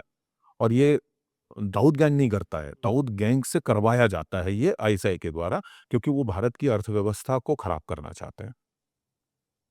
और ये कई रूट से आता है, सिर्फ़ एक रूट नहीं। ये एयर रूट से भी आता है, ये लैंड रूट से भी आता है और ये एयर रूट से भी आता है, सॉरी वाटर रूट से भी आता है। तो इससे जितनी भी फेक करेंसीज़ है, तो ये क्या टेररिस्ट को वो पैसा देके फिर वो मार्केट में जाना होता है सारा, कैसे काम करती है मतलब फेक करेंसी? लोगों को तो पता चल जाता है ना, जैसे आपके पास 500 का नोट आएगा तो पता चल गया फेक करेंसी है। ये तो वहाँ पे लोगे ही नहीं, आप दुकान पे लोगे ही नहीं। तो ये फिर काम कैसे करता है फेक करेंसी वाला का नेटवर्क? देखिए, फेक करेंसी जो है, मैंने जैसे आपको बताया कि 17 सिक्योरिटी फीचर्स डिकोड हुए हुँ। हैं और वो 17 सिक्योरिटी फीचर्स इतनी बखूबी डिकोड हुए हैं कि आम आदमी को आम नज़र से वो दिखेंगे ही नहीं। हुँ। बहुत ही ऐसी कम चीज़ें हैं जिनके कारण वो पकड़ में आती हैं। अब हमारे पास कोई करेंसी है 500 या 2000 की ऐसी, तो मैं आपको उसमें से कुछ चीज़ें दिखाता हूँ। 2000 तो बंद कर दिया ना वापिस से। नहीं, लेकिन लोगों के पास अभी भी हैं और 2000 तो उनका 2000 उनका तो बंद कर दिए, 500 का नोट बंद की नहीं किया है ऑफ़िशियली। नहीं किया है। अभी तक ऑफ़िशियली बंद नहीं हुआ है। नोट नहीं है वो दो नहीं मिलेंगे, लेकिन जिन लोगों के पास हैं और उसको सरकार ने ऑफ़िशियली बंद नहीं किया है, ऑफ़िशियली विथड्रॉ किया है। हाँ, विथड्रॉ करने में और बंद करने में फ़र्क है। अच्छा, बंद करने का मतलब ये है आज से बंद हो गई, एक्सेप्ट नहीं होगी अच्छा। इस समय के बाद। और विथड्रॉ करने का मतलब ये है कि वो करेंसी आप हमारे पास देते जाइए, वो चेस्ट में पहुँचते जाएगी, चेस्ट से जो है आरबीआई में चले जाएगी और फिर बाद में उसकी भी ईंटें बन जाएँगी। बट जैसे मतलब पर आपको अब मार्केट में नहीं चल रही वो? नहीं, मार्केट में नहीं मिलेगी। मार्केट में 2000 का नोट नहीं है? नहीं, क्योंकि वो गवर्नमेंट ने बोल दिया कि विथड्रॉ करना है, विथड्रॉ हो गया है। अब ये करेंसी आपके हाथ में है। आप कैसे पहचानेंगे कि ये असली है कि नकली है? जब मैं तो सिर्फ़ ये हरी पट्टी देखूँगा ज़्यादा से ज़्यादा। हाँ, ये हरी पट्टी उसमें आपको लगी हुई मिलेगी नकली में, अच्छा, बिल्कुल हूबहू ऐसी की ऐसी। हाँ। तो कैसे फिर पहचानिएगा? ठीक है ना? अब इसमें एक तो बड़ी चीज़ ये है कि इसके जो वाटर मार्क्स हैं, हुँ, वो वाटर मार्क जो है, वो आपको नंगी आँख से तो यहाँ छपा हुआ ऐसे दिख जाएगा। हाँ, लेकिन जब आप ऊपर करके देखेंगे, तो वो आपको वाटर मार्क जो है, वो रोशनी में नहीं दिखेगा। नहीं दिखेगा। हाँ, वो छपाई दिखेगी, वाटर मार्क नहीं दिखेगा, अच्छा, पहली बात ठीक है। दूसरी चीज़ ये है कि हर करेंसी में यहाँ पर एक डॉट है या हुँ, स्क्वायर है या यहाँ पर एक ट्रायंगल है या हुँ, कुछ है। ये एक मैग्नेटिक फ़ील्ड है हुँ, और ये जो दोनों तरफ की ये जो हैं, हुँ, ये लाइनें अगर आप छू करके देखेंगे, ये डॉट छू करके देखेंगे, तो ये आपको उभरा हुआ खुरदुरा महसूस होगा। और इसमें ये जो आपके 500 लिखा हुआ है यहाँ हुँ, पर या इंडिया और ये सब लिखा, ये सब उभरी हुई वो हैं। ये जो चीज़ें हैं ये आपको फर्जी करेंसी में नहीं पता चलेंगी, उसमें नहीं मिलती। नहीं मिलेगी। तो फिर ये तो आपने ये इतना सिंपल बता रहे हो, ये तो छाप सकते हैं तो। हाँ, तो ये छापा है उन लोगों ने, लेकिन हाँ, जो खराब करेंसी है उसमें नहीं मिलेगी। हाँ। लेकिन जो बैंक नोट प्रिंटरीज़ छप के आई हैं उनमें मिलेगी, लेकिन फिर भी ये चीज़ तो नहीं मिलेगी आपको। ये जो मैग्नेटिक फ़ील्ड है, ये मैग्नेटिक फ़ील्ड नहीं मिलेंगे आपको। ये उभरा जो हुआ जो है ये यहाँ पे प्रिंट है। नहीं तो मतलब जैसे नोट छाप, जैसे वो तो इतने इंटेलिजेंट लोग हैं, भयंकर इंटेलिजेंट लोग हैं, तो इतना डिकोड करके छाप नहीं सकते क्या? जितना कर सकते थे मैक्सिमम किया। हाँ, लेकिन यही मैं आपको बताना चाह रहा हूँ कि करेंसी का जो अभी जैसे आप इस इन करेंसीज़ को फेक अगर ये है और इसको 100 करेंसी के बीच में डाल करके और आप काउंटिंग मशीन में डाल दीजिए, वो इसको बाहर निकाल देगी। हाँ। और कुछ जो मशीनें नई आई हैं, उन मशीनों में तो ये है कि वो इसको 2 टुकड़ा करके बाहर फेंकेगी, अच्छा ऐसा है। अगर वो नकली है तो। मतलब ग्राहक को वो वापस भी नहीं मिलेगी। और अगर वो वापस लेने की जिद करेगा तो बैंकर जो है वो पुलिस को बुला करके कंप्लेन भी लिखा सकता है कि भाई ये आदमी गड़बड़ है। एक बार मेरे साथ ही हुआ था। अच्छा। तो मुझे फेक करेंसी 500 की आ गई थी। तो मैंने जो है वो करेंसी ली और मुझे नहीं मालूम था कि उसमें फेक है। 8-10 करेंसी नोट्स थे।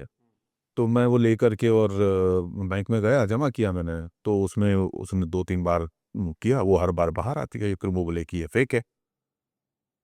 तो मैंने कहा कि कैसे मालूम? तो उसने फिर मुझे बताया कि ऐसे-ऐसे है। तो मैंने कहा ठीक है मुझे वापस दे दीजिए। बोले वापस नहीं देंगे, कॉन्फिस्केट होगी। तो मैंने कहा पुलिस बुलाइए। पुलिस बुलाइए, कॉन्फिस्केशन कीजिए। मैं मतलब जो है इसमें अगर वो मुझे एक्यूज़ बनाएँगे तो भी मैं बनने को तैयार हूँ। लेकिन ये आपको करना पड़ेगा। हुँ। तो बोले नहीं हम रखेंगे। मैंने कहा ये रखेंगे आप, तो आप मुझे लिखित में देंगे हाँ। कि मैं इस समय इतने बजे यहाँ आया था, मैंने ये करेंसी आपको दी थी 10 नोट, 10 में से 1 फेक पाई गई, उसका ये नंबर था। बाकी के जो नंबर आपने डिपॉज़िट किए उनके ये नंबर्स थे। आप उसपे साइन करके सील लगाएँगे, मैं साइन करके सील लग उसको क साइन करके उसको लूँगा और 1 कॉपी आप रखेंगे, 1 मुझे देंगे, वरना मैं ये आपके पास नहीं छोड़ूँगा। हुँ। बोले ऐसा क्यों? मैंने कहा हो सकता है आप इसको बैंक चेस्ट में डाल दें। वो भड़क गया मेरे ऊपर, आप हमें बेईमान ठहरा रहे हैं। हाँ। मैंने कहा बेईमानी और ईमानदारी की परिभाषा क्या है? हुँ। इतनी है ना कि आप उस तरफ बैठे हैं, मैं इस तरफ खड़ा हूँ। आप मुझे बेईमान बोल रहे हैं कि मैं लेकर के आया हूँ जमा करने के लिए। अरे मुझे मालूम होगा कि अगर ये फेक करेंसी और आपके पास फेक करेंसी डिटेक्टर्स हैं, तो क्या मैं बेवकूफ़ हूँ आपके पास जमा करने आऊँगा? हुँ। मैं किसी डांस बार में जा करके किसी छमिया पे नहीं उड़ा दूँगा। बाहर जाकर के एक ₹20 की सिगरेट ले करके और ₹480 जेब में असली डाल करके घर नहीं चले जाऊँगा। जो काम दूसरे लोग करते हैं, जो फेक हुँ। करेंसी चलाने वाले, वो मैं भी कर लूँगा। और वो बेचारा बड़ा पशो-पश में। वो चाहता नहीं था कि ये पुलिस के लफड़े-पचड़े में पड़े।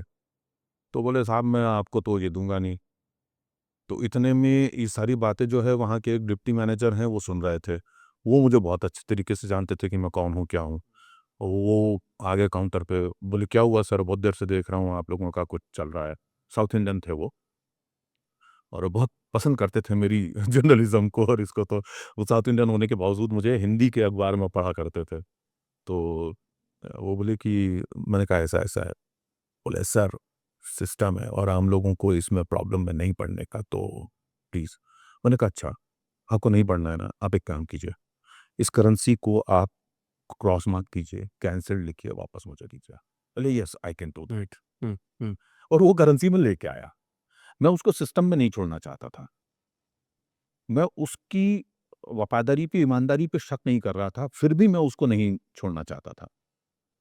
तो अगर अवाम जागरूक हो और ये काम करे, तो बहुत बड़े स्तर पे हमारी परेशानी दूर हो जाए। गरीब आदमी के लिए लेकिन साथ में परेशानी है, जो दिन का ₹50, ₹100, ₹200 कमाता है और अगर उसको 500 की फेक करेंसी आ जाए, उसकी हफ्ते भर की कमाई खराब हो जाती है। वो किसी तरीके से कोशिश करता है कि ये करेंसी मैं किसी चिपका को दूँ, दे दो, चला दूँ। किसी को दे दो।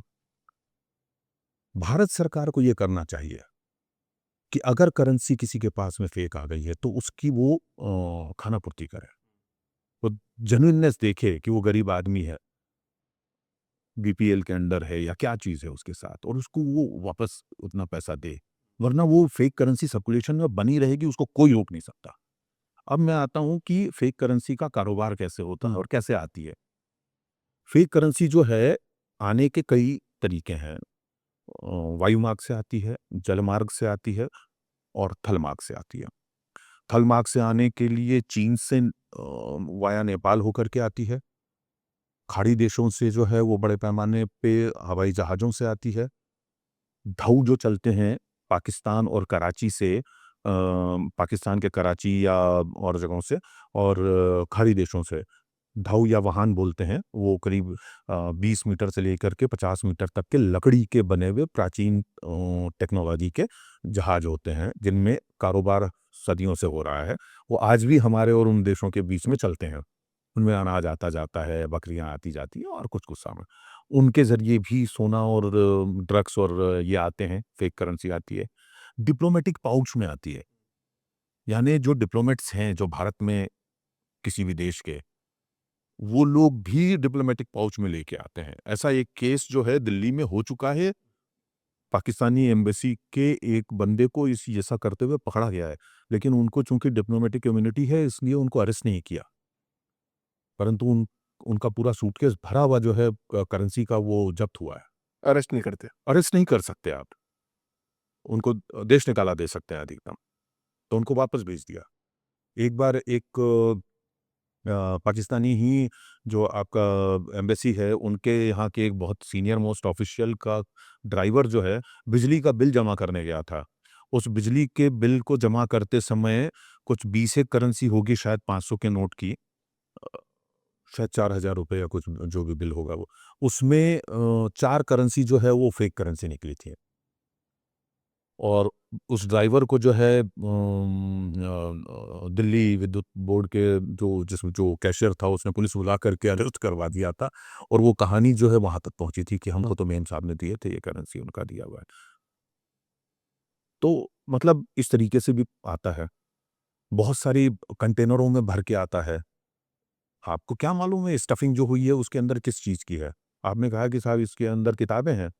अब किताबें तो कागज हैं, ये भी कागज है, आपको पता ही नहीं चलेगा वो क्या है। राइट। तो पूरा का पूरा बल्क में आता है, बांग्लादेश से बड़े पैमाने पे आती है, और वहां से तो आने का बहुत ही बढ़िया तरीका उन्होंने अख्तियार कर रखा है। वहां पे वो बॉर्डर तक आती है, बॉर्डर में करीब वो 20 फुट ऊंची जो है वो हमने बाड़ लगा दी है। तो उन लोगों ने उस साइड में जो है या तो लंबे बांस का एक वो सीसॉ जैसा बना लिया है।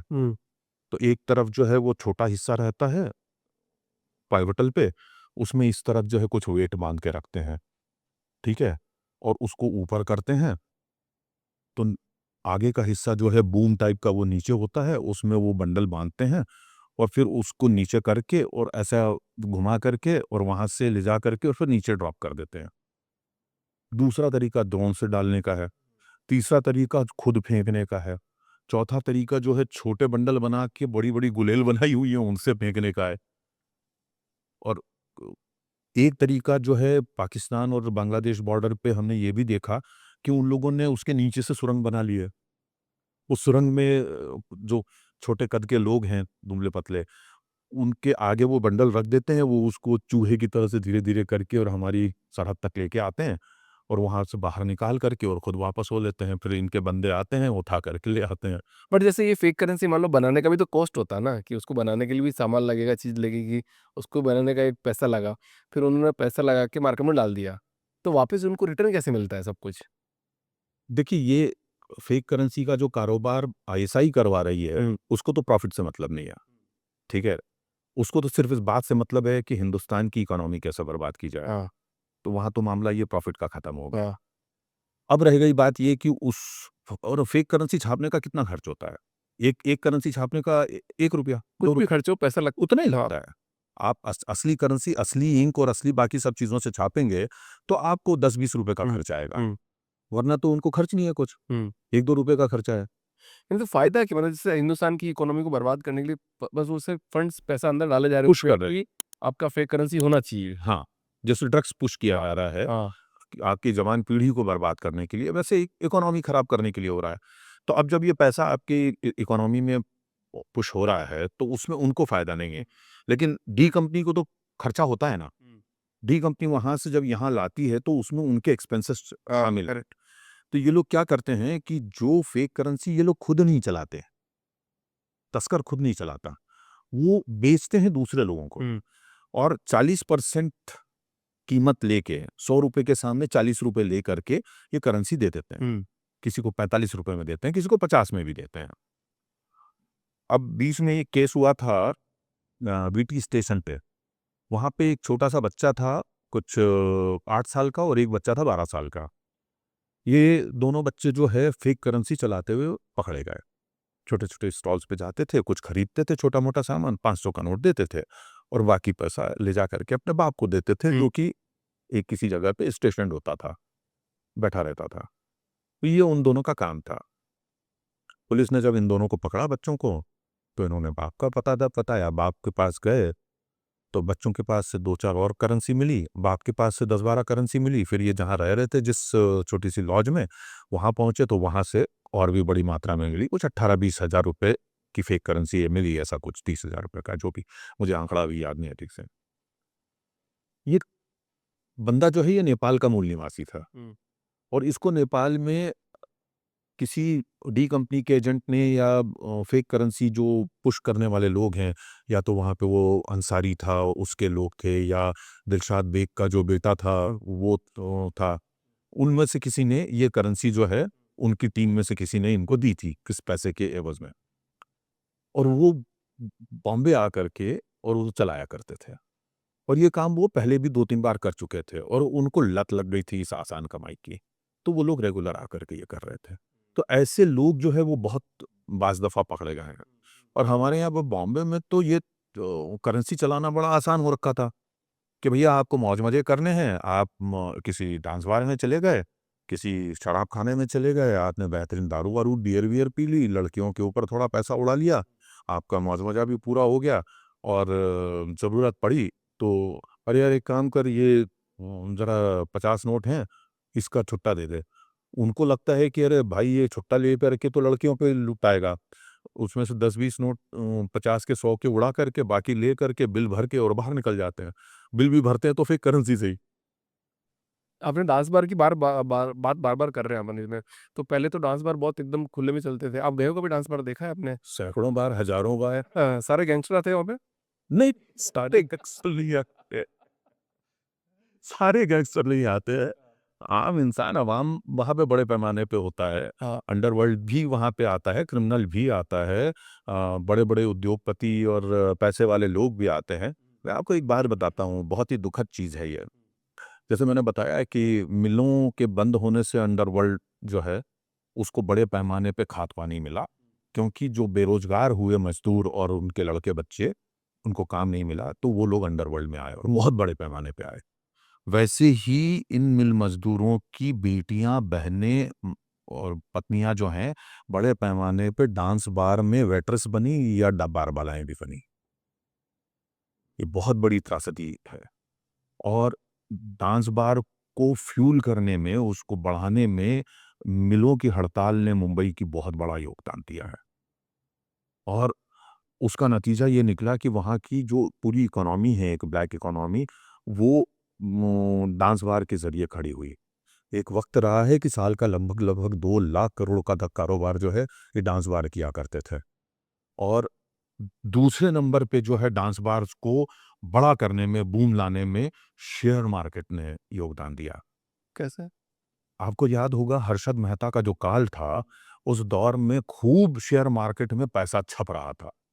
मतलब जितना आरबीआई की प्रिंटिंग प्रेस में नहीं छपता था देश की पाँचों, उतना हमारा जो है बॉम्बे स्टॉक एक्सचेंज के बंदे हमारे नोट छाप रहे थे। हाँ। इतना पैसा कमा रहे थे वो लोग। वो लोग दिन भर सट्टा खेलते थे शेयर बाजार का, और रात को जो कमाई हुई अकूत दौलत है, वो ले करके और बेहतरीन खुशबुओं से सराबोर होकर के और डांस बारों में पहुँचते थे।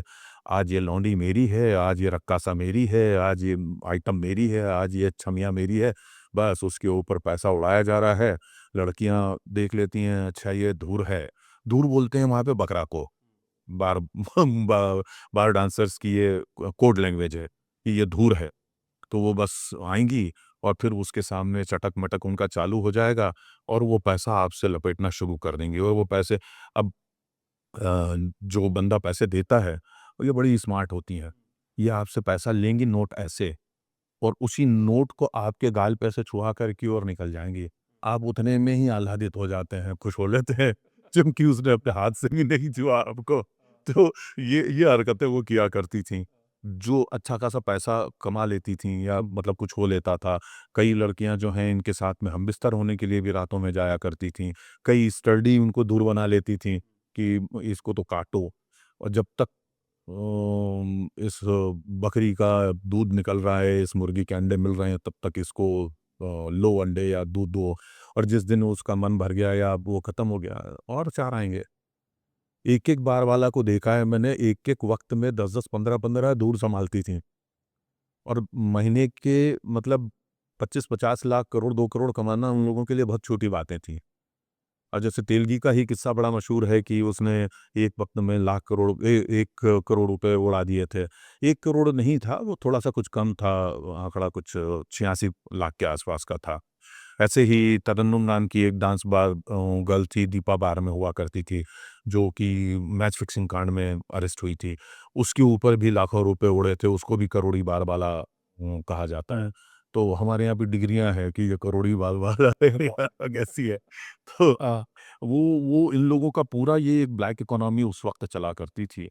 आज 2005 में जब इस पे पाबंदी आ गई पूरी तरीके से, और बहुत ही कड़े नियमों के तहत जो है डांस बार खोलने की अब परमिशन मिलती है, और इतने कड़े नियम हैं कि उसमें आप डांस बार खोल भी नहीं सकते और चला भी नहीं सकते। तो इन लोगों ने उसको जो है अवैध रूप से जो है डांस बार आज भी चलते हैं। मेरी जो 2 किताबें हैं, बारबंदी और बारबंदगी, उसमें बारबंदी में मैंने पूरा इतिहास 1960 में जो सोनिया महल बना था, और सोनिया महल से कैसे दाऊद इब्राहिम, आलमगीर व मिर्ज़ादा में दुश्मनी खड़ी हुई थी, वहाँ से लेकर के, और डांस बार्स में किस तरह से हत्याएँ हुई हैं, क्या-क्या उनकी इकोनॉमी है, कौन-कौन से अंडरवर्ल्ड के लोग डांस बारों में जाया करते थे, क्या-क्या होता था, वो तमाम तफ़सीलें लिखी है। और वो सब डॉक्यूमेंटेड है, मतलब एक ऐतिहासिक तौर पे लिखा हुआ है, उसमें बाकायदा सही नाम है, सही जगह है, सही तारीखें हैं। तो वो एक तवारीख है बेसिकली डांस बार की, अगर लिखा हुआ हुँ। उसको कहें तो, इतिहास लिखने की कोशिश। और चूँकि वो बारबंदी है तो नाम उसका बारबंदी रखा है, बंद होने तक हाँ। 2005 तक की दास्तान। 2005 के बाद में कैसे डांस बार चल रहे हैं और क्या इकोनॉमी है, उसके ऊपर फिर मैंने द बारबंदगी लिखी। तो आज भी चल रहे हैं। आज भी चल रहे हैं, और बड़े खूब चल रहे हैं। इतना पैसा है उस ब्लैक इकोनॉमी में कि पुलिस वालों को और सिस्टम को इतना पैसा आता है उससे कि वो क्यों बंद करवाएँगे? हाँ। अगर आपको महीने का एक-एक बार से 1-1, 2-2 लाख रुपए आ रहा है, और आपके इलाके में अगर 50 बार इस तरह के चल रहे हैं, तो आपको महीने का 2 करोड़ रुपए, 1 करोड़ रुपए की अगर सिर्फ़ इनकम हो रही है, तो आप क्यों बंद करवाएँगे? मुंबई में कौन-सी जगह पे चल रहा है सर? पूरे मुंबई में चल रहे हैं, ऐसा अभी कोई चल इलाका नहीं है जहाँ नहीं चल रहे हैं। साउथ बॉम्बे में कम है, हाँ। वेस्टर्न सबर्ब में थोड़े ज़्यादा हैं, या ईस्टर्न सबर्ब में ज़्यादा हैं। लेकिन आप जैसे ही दहिसर क्रॉस करते हैं, मीरा रोड, और इस तरफ आते हैं भाईंदर वगैरह, वहाँ खूब हैं। और आप रायगढ़ चले जाइए तो रायगढ़ तो रातों का राजा है, गुलजार रहती है रातें, वहाँ पे खूब हैं। आप जाइए, जिस गली में आपको 50 कारें, 100 कारें खड़ी हुई मिल जाएँ बॉम्बे नंबर की, आप मान के चलिए कि वहाँ पे 100 मीटर के दायरे में कोई बढ़िया डांस बार है। पर वो लीगल है वो। इल्लीगल है, इल्लीगल। पूरे महाराष्ट्र में पाबंदी है भाई। हाँ, तो फिर चल रहे हैं ना, आप तो बोल बता रहे हो। हाँ, तो वो लीगली थोड़ी चल रहे हैं, इल्लीगल चल रहे हैं वो। आज भी मुंबई में मीरा नगर जो रोड है, मीरा रोड, विश्वास नहीं सर आपकी बात पे, मुझे नहीं मान सकता मैं। चलिए आइए मैं दिखाऊँगा, आपको क्यों लेके क्या चलूँगा। क्या मुंबई पुलिस क्या कर रही है सर? मुंबई पुलिस पैसे गिन रही है। मैं नहीं सर, मुंबई आप मुंबई रहते हो सर। हाँ, तो क्या हो गया? मुंबई पुलिस वालों का इल्ज़ाम लगा रहे हो बॉडी। इल्ज़ाम लगाने की बात नहीं है। मैं देखिए, मेरा काम है एज़ एक पत्रकार होने के कारण सच्चाई सामने रखना। पॉडकास्ट में आकर के आपके ये इंटरव्यू में बैठ कर के अगर मैं बकवास करूँगा तो क्या पुलिस मुझको छोड़ देगी? नहीं छोड़ेगी भाई। लेकिन अगर मैं उनको ले जा कर के कुछ स्टिंग ऑपरेशंस या कुछ वीडियोज़ दिखा दूँगा तो फिर वो मानेगी कि नहीं मानेगी?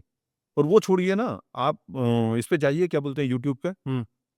और उसमें मुंबई डांस बार आप सर्च कीजिए। देखिए वहाँ पे कितने सारे स्टिंग ऑपरेशंस डले हुए हैं अभी भी। तमाम दुनिया भर के हमारे यहाँ के जो बॉम्बे के यूट्यूबर्स हैं या हमारे पत्रकार साथी हैं, वो लोग जा कर के और स्टिंग कैमरों से वो शूट कर के उसमें डाले हुए हैं उन्होंने। हाथ कंगन को आरसी क्या, देखिए आप। पर आप चाहें तो वहाँ से ले करके वो हमने इस पॉडकास्ट में लगाइए कि इस तारीख को वो अपलोड हुआ था, देखिए हम ये दिखा रहे हैं, या उसकी तस्वीरें ही डाल दिए। पर बिल्ली आँख बंद करके दूध पी रही है। हाँ, मतलब शुतुरमुर्ग ने रेत में जो है वो मुँह छुपा लिया है, उसको लग रहा है कि तूफ़ान निकल जाएगा, मैं बच जाऊँगा। वैसी ही स्थिति है, बिल्ली आँख बंद करके दूध पी रही है, वैसी स्थिति है। तो आम जनता चाहती है आज के टाइम पे, आजकल गैंगस्टर नहीं है कोई, क्रिमिनल्स जाते हैं क्रिमिनल्स। और पैसे वाले लोग जाते हैं। बाहर से आए हुए जो लोग हैं, जिनके पास पैसा है लेकिन अपने शहर में वो रंगीनियाँ नहीं मना सकते, वो सब कर सकते हैं, वो लोग बड़े पैमाने पे जाते हैं। हुँ, और बड़ा कमाल का सिस्टम है वहाँ पे। क्या आप सिस्टम? जाइएगा तो आपको वो नहीं पहचानते हैं तो अंदर एंट्री नहीं देंगे। अच्छा, पहचानना ज़रूरी है। हाँ, तो जो बाहर बाउंसर खड़े होते हैं, गेटकीपर्स खड़े होते हैं, वॉचमैन वगैरह, वो लोग जानते हैं कि हमारा स्टडी ग्राहक कौन-सा है। हुँ, तो आपको वो क्या करेंगे कि आप अगर अनजान आदमी हैं, तो वो आपको वेलकम तो करेंगे, बाकायदा आएँगे, दरवाज़ा खोलेंगे, बड़ा मस्त सैल्यूट मारेंगे, साहब आइए, ये है, वो है, गाड़ी की चाबी लेंगे, टैग लगा कर के आपको देंगे, वॉले पार्किंग करेंगे, सब होगा। आपको ले जा कर के अंदर बार में बिठाएँगे, लेकिन वो जो पहला हिस्सा है, वहाँ पे ऑर्केस्ट्रा बज रहा है। वहाँ पे बाकायदा नियम से 4 लड़कियाँ ही अंदर हैं। वो भी 11 बजे के पहले-पहले हट जाएँगी। सिंगर भी वहाँ पे 2 ही होंगी। सब नियम से दिखेगा। लेकिन उसके पीछे असली खेल है। उसके नीचे तहखाने में असली खेल है। उसके ऊपर की मंजिल पे खेल है। वो आपको वहाँ तक नहीं लेके जाएँगे। वहाँ पे किसको लेके जाएँगे? आप मेरे साथ जाएँगे या वहाँ पे जो रेगुलर जाने वाले लोग हैं उनके साथ जाएँगे तो वो आपको लेके जाएँगे, वरना नहीं ले जाएँगे। तो ये जो इसको अंडरवर्ल्ड क्यों कहते हैं? ये भूमिगत संसार क्यों है? क्योंकि ये दुनिया की निगाहों से परे चलता है। इसलिए है वो आखिर। जैसे ये जो शब्द है ना माफिया, डॉन, गैंगस्टर, ये आए कहाँ से मतलब? इनका ओरिजिन क्या है? देखिए डॉन शब्द की तो ये बहुत ही कमाल की बात है। अच्छा। डॉन शब्द जो है ये बुरे लोगों के लिए या जो गैंगस्टर्स हैं, जो बॉसेस हैं, कल्ट बॉसेस, उनके लिए कब और कैसे इस्तेमाल होना है शुरू हुआ ये मुझे नहीं मालूम। लेकिन ब्रिटेन का एक बहुत ही मशहूर यूनिवर्सिटी है।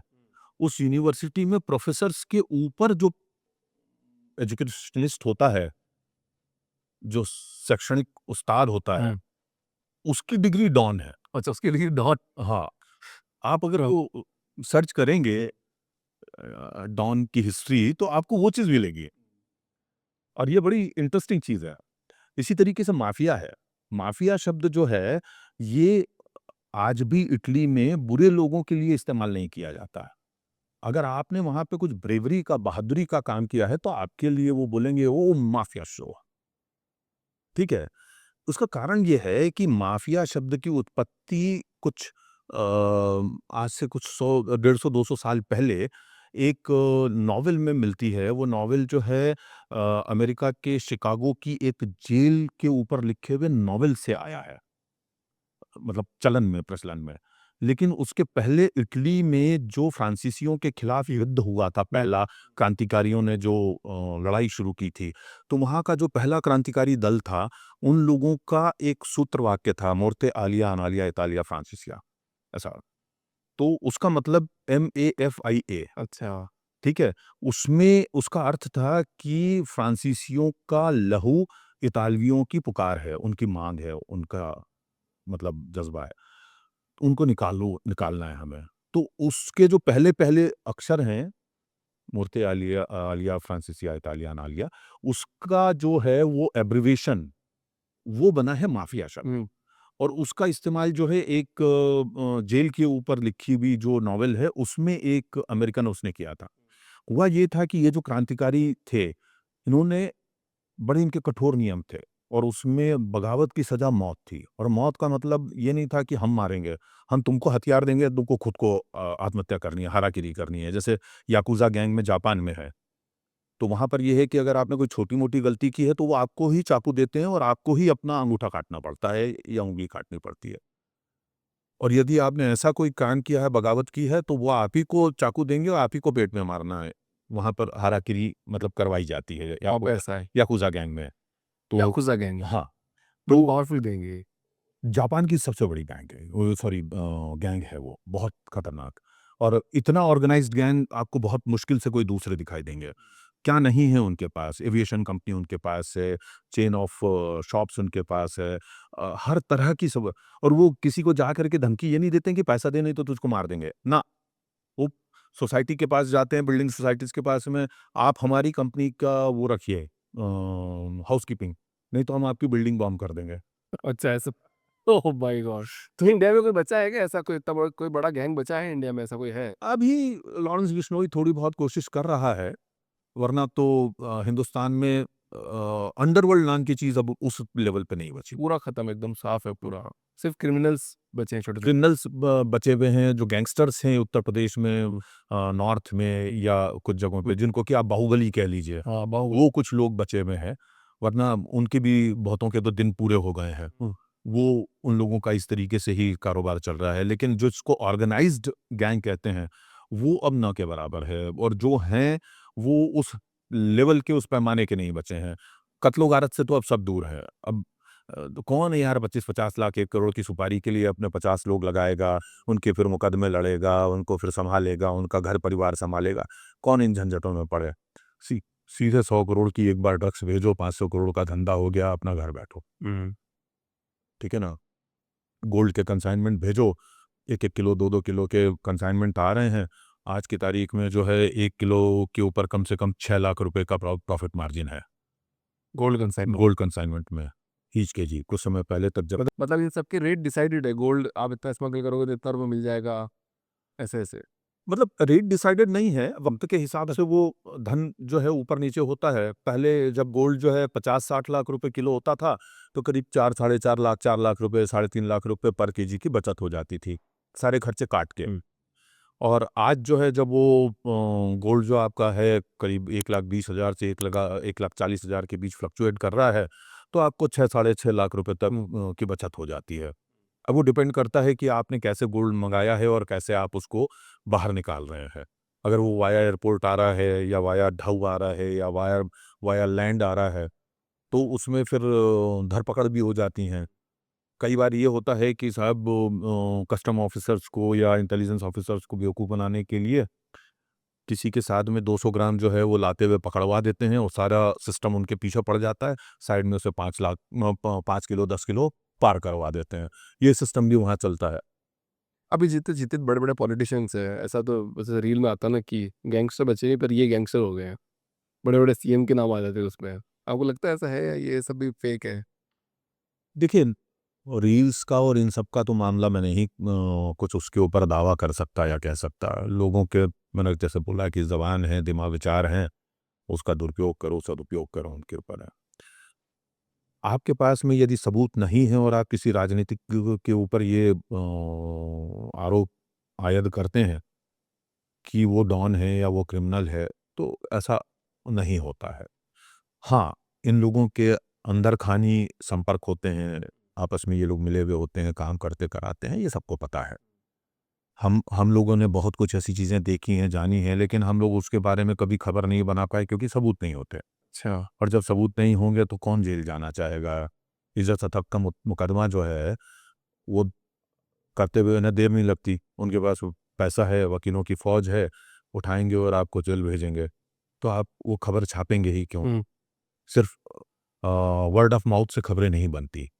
सुनी-सुनाई बातें खबर नहीं होती। उसके लिए सबूत और तथ्य होने चाहिए। अब वो नहीं है तो नहीं लिख सकते। लेकिन हाँ, ये है, अब जितने बड़े-बड़े ये बाहुबली हैं, ये लोग क्या हैं? ये पहले क्रिमिनल ही थे। बाद में ये सत्ता में आए। कोई पार्षद बना, कोई विधायक बना, कोई सांसद बना, कोई मंत्री भी बना। ठीक है? सीएम भी बना। सीएम भी बने और भी सब तमाम उससे भी ऊँचे ओहदों पे गए। आह! तो ये इन लोगों का जो है चाल चरित्र चेहरा ही वही है। सरकारें आती-जाती रहती हैं। ये लोग अपना सत्ता में बने रहते हैं। तो अपराधी हमेशा रहेगा और अपराधी हमेशा राजनीति के सहयोग से ही बड़ा होगा, राजनीति के सहयोग से, राजनीति की नाराज़गी से ही मारा भी जाएगा। कोई महिला गैंगस्टर से मुलाकात हुई क्या सर आपकी? महिला गैंगस्टर, माफिया, हाँ, कइयों स वो कोई कि ज़्यादा स्टोरी आती नहीं है नहीं, नहीं मार्केट में। अब पहले आया करती थी क्योंकि पहले ये लोग थीं। हाँ। रिया राजपूत थी या आपके अर्चना शर्मा थी और भी बहुत सारी। अब वो जिनाबाई खबरी वगैरह को ये लोग डॉन और ये सब वो सब बोल देते हैं। या वो वेश्याओं की एक ये हुआ करती थी, उसको ये लोग डॉन बोल देते हैं। ये लोग डॉन नहीं थे, ये लोग अपना छोटा-सा एक ब्रॉथल चला रहे हैं। और जीनाबाई खबरी जो है वो पहले चावल की तस्करी करती थी, बाद में दारू की तस्करी करने लग गई। बीच में कुछ समय उसने सीमेंट का भी थोड़ा-सा तस्करी का काम किया। बाद में वो जो है वो एज़ इन्फॉर्मर बॉम्बे पुलिस के लिए सीआईडी और क्राइम ब्रांच के लिए काम करने लगी। और दाऊद गैंग और पठानों के बीच में जो लड़ाई चल रही थी, उसमें मीडिएटर बन के भी उसने काम किया। दाऊद उसकी बड़ी इज़्ज़त किया करता था जिनाबाई खबरी की। जो उसको पहले जब वो चावल का धंधा करती थी तो जिनाबाई चावल वाली बोलते थे। जब उसने दारू का धंधा शुरू किया तो उसका नाम बदल के जिनाबाई दारू वाली हो गया था। फिर बाद में जब वो पुलिस के साथ में मांडवली करवाना या लोगों के लिए काम करना वो सब शुरू कर दिया था, तो उसको जिनाबाई खबरी बोलने लग गए थे लोग। लेकिन वो डॉन थोड़ी थी, वो कोई गैंग थोड़ी चलाती थी। मीडिएटर थी वो एक सिंपल। लेकिन ये लोग वाक़ई में अंडरवर्ल्ड में थे। पल्लवी जाधव थी एक, वो ये लोग सब अंडरवर्ल्ड के लिए काम करते थे। अब पल्लवी का क्या काम था? मंचेकर गैंग के लिए काम करती थी वो। सुरेश मंचेकर कल्याण डोंबिवली साइड का बड़ा डॉन हुआ है। और हमारे यहाँ पर जो पहला बड़ा एनकाउंटर हुआ वो किसी डॉन का, वो अमर नाइक का हुआ था। दूसरा बड़ा एनकाउंटर में डॉन मारा जाने वाला सुरेश मंचेकर था। तो सुरेश मंचेकर के लिए जो ये काम करती थी लड़की, उसका काम ये था कि जिन लोगों के घरों में जिनके यहाँ पे हमला करना है या जिनको से हफ्ता वसूली करनी है, चाहे वो डॉक्टर हों, इंडस्ट्रियलिस्ट हों, बिल्डर हों, कोई भी व्यक्ति हो, अमीर आदमी, तो उनके घरों की रेकी करना, उनके बारे में सारा डिटेल डेटा इकट्ठा करना, निगरानी करना और फिर वो सारी सूचनाएँ जो हैं अपने ऊपर जो बैठा हुआ बंदा है उसको देना। और पल्लवी जाधव के हस्बैंड का नाम अगर मैं नहीं चूक रहा हूँ तो दीपक जाधव था। तो वो दीपक के कारण ही मतलब इन सब चीज़ों में आई थी। और असल में आई तो वो मुंबई में फ़िल्मों में काम करने के लिए थी। जैसे अर्चना शर्मा भी फ़िल्मों में काम करने आई थी। और अर्चना जो है वो मध्य प्रदेश की मूल निवासी है। उससे भी मेरा मिलना उज्जैन में हुआ था पहली दफ़ा। उसको पता नहीं था मैं कौन हूँ, लेकिन मुझे पता था कि वो कौन है। और वो एक तांत्रिक के पास अपना कुछ समस्या लेकर के आई थी और मैं वहीं पर बैठा हुआ था। तो इससे प्रिया राजपूत से भी कुछ मुलाकातें करने का मौका मिला, पता करने का मौका मिला वो कैसी है, क्या है। तो वहाँ पे बहुत और भी हुई हैं। एक एजाज पठान की बहन हुआ करती थी। उस बहन को तो सामान वाली नानी या सामान वाली दादी बोलते थे, क्योंकि वो छोटे-छोटे 2-3 बच्चों को अपने साथ लेती थीं और अपने झोले में बच्चों के लिए खाना-पीना ये वो सब रख लेती थी और उसके नीचे जो है वो हथियार लेके जाती थी जहाँ शूट आउट होना है और वो या जिस किसी और को पहुँचाना है और वहाँ ले जा कर के दे देती थी, बच्चों के साथ वापस रिक्शा पकड़ के या ट्रेन पकड़ के आ जाया करती थीं। उनको भी गिरफ्तार किया गया था एक वक़्त में। फिर लक्ष्मी सोनी अलायस लक्का है, वो इसकी गुरु साटम की प्रेमिका रही है। उसको भी पुलिस ने गिरफ्तार किया था। फिर बाद में लक्ष्मी मंचेकर हैं जो इसकी माँ हैं, क्या बोलते हैं, सुरेश मंचेकर। तो सुरेश मंचेकर पे दबाव डालने के लिए उसको भी माफिया डॉन बता कर के और पुलिस ने गिरफ्तार करके और खूब हैरासमेंट किया था। उसके खिलाफ कितने केस जायज़ थे नहीं थे वो किसी को नहीं मालूम, सच्चाई किसी को नहीं पता। लेकिन ऐसा वो हुआ है। ऐसी तो मैं आपको दर्जनों लड़कियों के नाम बता सकता हूँ। मेरी जो किताबें हैं मुंबई और मुंबई रिटर्न्स, उसमें पूरा का पूरा एक चैप्टर है कि कौन-कौन सी महिलाएँ अंडरवर्ल्ड में रही हैं। वो बुक कितनी वायरल क्यों हुई थी? बिकॉज़ उसमें दाऊद इब्राहिम का फ़ोटो था। जी, उसमें उस वक़्त तक का सबसे ताज़ा तरीन तस्वीर जो कि आज तक उससे ताज़ा तस्वीर जो है वो कहीं किसी के पास उपलब्ध नहीं लेटेस्ट है। तस्वीर आपके पास थी। हाँ, वो वो कराची कहाँ में से आई आपके पास? वो कुछ अपने संपर्क सूत्रों के ज़रिए मुझे हासिल हुई थी। लोगों ने ये गलत बात उड़ा दी कि मैंने कराची जाकर के खुद वो फ़ोटोग्राफ़ किया था। ये सच नहीं है, लेकिन बहुत सारा काम जो है हमारे कुछ अनाम दोस्त जो हैं खबरी कह लीजिए, उन्हें पुलिस मित्र कह लीजिए, उन्हें इन्फॉर्मर कह लीजिए, उन्हें वो लोग हमारे लिए अपनी जान जो है वो जोखिम में डालते हैं। कई बार सिस्टम का भी हमें काफ़ी सहयोग मिल जाता है। तो उसके कारण हमारे तक बहुत सारी इन्फॉर्मेशन, बहुत सारे गोपनीय दस्तावेज़ या बहुत सारी तस्वीरें या वीडियो पहुँच जाते हैं और वो हम लोग शाया करते हैं।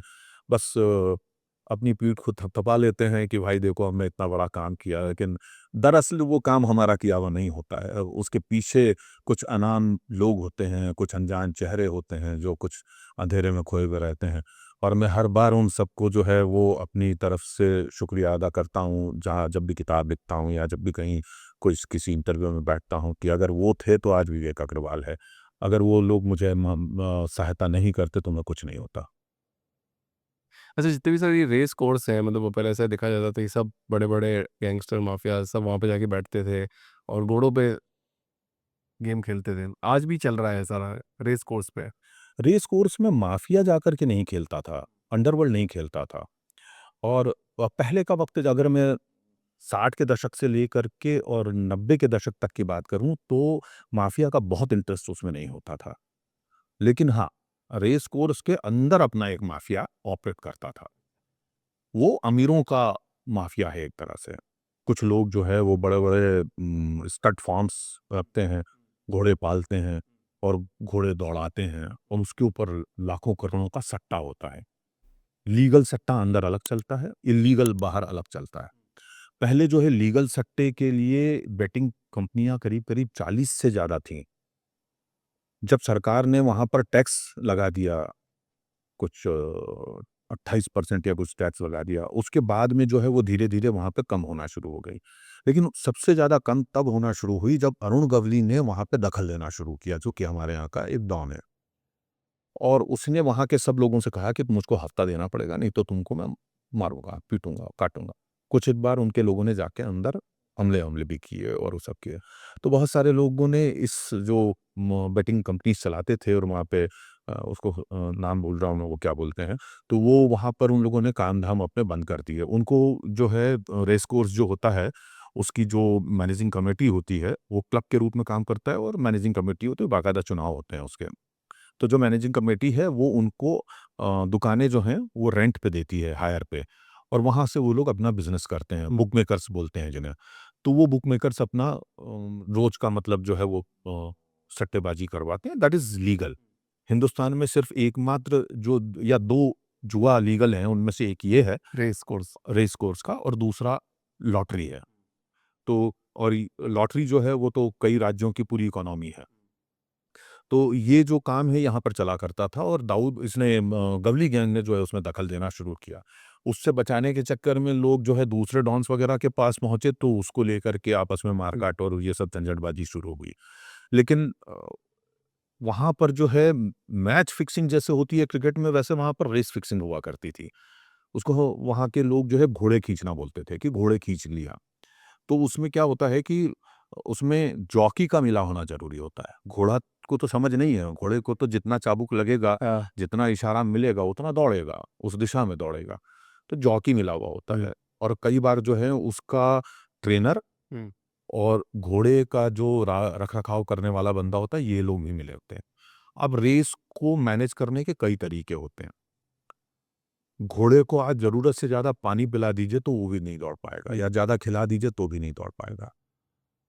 या घोड़े को अगर आपको दौड़ाना है बहुत तेज़ तो उसको कुछ ऐसा नशा खिला दीजिए कि वो बहुत तेज़ दौड़ेगा भी। लेकिन आजकल घोड़ों की भी डोप टेस्टिंग होती है एवरी रेस के पहले। तो उसमें ये लोग नए-नए तरीके खोजते रहते हैं कि कैसे घोड़ा तेज़ दौड़े या कैसे धीमे दौड़े। या फिर खुद जो आपका जॉकी है वही उसको धीमे दौड़ाए। या करेक्ट। या किसी मरियल घोड़े को आगे पहुँचाना है तो ये 4 लोग पीछे हो जाएँगे और वो घोड़ा जीत जाएगा। तो इस तरीके से वहाँ पे ये काम होता रहता हुँ। था। अंडरवर्ल्ड का दखल इस तरीके से वहाँ आया। इस चीज़ को लेकर के मैंने पूरा का पूरा 300 पृष्ठ से बड़ा जो है एक नॉवेल लिखा जिसका नाम रेसर है, और बहुत जल्द वो जो है आप लोगों को सुनहरे पर्दे पर भी देखने को शायद मिल जाए। विवेक सर, आपके पास बहुत सारी कहानियाँ सुनने के लिए और बताने के लिए और हमको सुनने के लिए। तो पॉडकास्ट अपन बनाते रहेंगे, नए-नए पॉडकास्ट। पर इस पॉडकास्ट का एक आखिरी सवाल और पूछना चाहता हूँ मैं। अभी कुछ रिसेंटली वीडियोज़ भी वायरल हो रहे हैं, हसीना पारकर के, जो दाऊद इब्राहिम की बहन है। हुँ। तो हसीना पारकर के बारे में कुछ बताना चाहेंगे इसमें? देखिए, हसीना पारकर जो हैं उनके जो खाविंद थे इब्राहिम पारकर, उनकी हत्या जो है गवली गैंग का एक लड़का था शैलेश हंडलरकर और विपिन शेरेगर, और उनके साथ में और 3-4 लोगों की टीम थी। इन लोगों ने दिन दहाड़े उनके इलाके में ही घुस कर के जी। की थी। और जब वो हत्या हुई थी और ये लोग भाग रहे थे तो वहाँ के लोगों ने विपिन को और इसको पकड़ करके बढ़िया कुटाई अभियान कर दिया हुँ। था। ये दोनों अस्पताल जा पहुँचे। जेजे अस्पताल जो है हमारे यहाँ का वो सबसे बड़ा सरकारी अस्पताल है, बीएमसी रन करती है उसे। उसमें इनको एडमिट किया था, वहाँ कैदी वार्ड है, उसकी पूरी सिक्योरिटी होती है, सब कुछ होती है। वहाँ पे घुस करके जो है दाऊद गैंग ने बदला लेने के लिए उनको मारने की योजना बनाई और AK-47 से सैकड़ों गोलियां वहाँ पे चली। उस गोलीबारी में विपिन और ये मारे गए और 3 पुलिस ऑफिसर और मारे गए। कुल 5 लोगों की हत्या हुई थी। उसमें से बहुत सारे लोगों को सज़ा हुई, कुछ लोग छूट गए, कुछ लोगों ने सज़ाएँ पूरी कर ली, बाहर आ गए। एक शायद ब्रजेश सिंह जो वाराणसी का है बंदा, उसकी अभी भी मुकदमा शायद चल रहा है। सुभाष सिंह ठाकुर को सज़ा लग गई है, तो वो अभी सुप्रीम कोर्ट में उसकी अपील पेंडिंग है। उसमें एक किशोर गरिकापट्टी था, तो उसका सुप्रीम कोर्ट से उसकी सज़ा माफ़ हो गई, वो बरी हो गया। ऐसे बहुत सारे लोगों का उसमें इन्वॉल्वमेंट रहा है और कुछ बरी हो गए, कुछ जेल में हैं, कुछ छूट गए, कुछ के केस अभी भी चल रहे हैं। तो हसीना पारकर जो हैं वो विधवा हुईं और उनके मन में निश्चित तौर पे इन सब चीज़ों के बारे में आक्रोश रहा होगा। तो वो भी चाहती होंगी कि मतलब उनके खाविंद की मौत का, उनके पति की मौत का बदला भी लिया जाए। और बाद के दिनों में ये हुआ कि कुछ ऐसे काम जो हुआ करते थे, जो कि लोग सीधे दाऊद इब्राहिम तक ना पहुँच कर के करवा पाते होते थे, तो वो लोग हसीना आपा को कनेक्ट करते थे। और हसीना आपा जो है दाऊद के ज़रिए काम करवा देती थी या दाऊद के जो लोग वहाँ हुआ करते थे काम करवा देती थी और वो जो है उसके लिए अपनी एक सर्विस फ़ीस ले लिया करती थी। ये बात जो है हमेशा हर जगह पे बाज़ दफ़ा एस्टेब्लिश होती आई है और पुलिस हमेशा ये दावा करते आई है। कई बार जो है पुलिस ने उनके घर पे भी दबिश दी है, उसको गिरफ़्तार करने की कोशिश भी की है, गिरफ़्तार किया भी है और मतलब जो है एक तो बड़ा खूबसूरत सा हुआ था कि एक बार उन कोर्ट में उनकी पेशी थी। तो एक वक़्त में ही करीब-करीब जो है उनकी ही कद-काठी की करीब 100 से 150 महिलाएँ जो हैं काले रंग के समान बुर्के में आ गई थी और पुलिस के लिए मुसीबत हो गई थी कि इसमें से हसीना आपा को कैसे खोजा जाए। तो और उस गफ़लत में वो आई और न जाने कब जो है वो अपनी हाज़िरी के रजिस्टर पे दस्तखत करके निकल भी गई, इनको पता ही नहीं चल पाया। तो हसीना आपा के बारे में ये कहना कि वो कोई बहुत बड़ी डॉन थी या कुछ थी, मैं उसको सच नहीं मानता।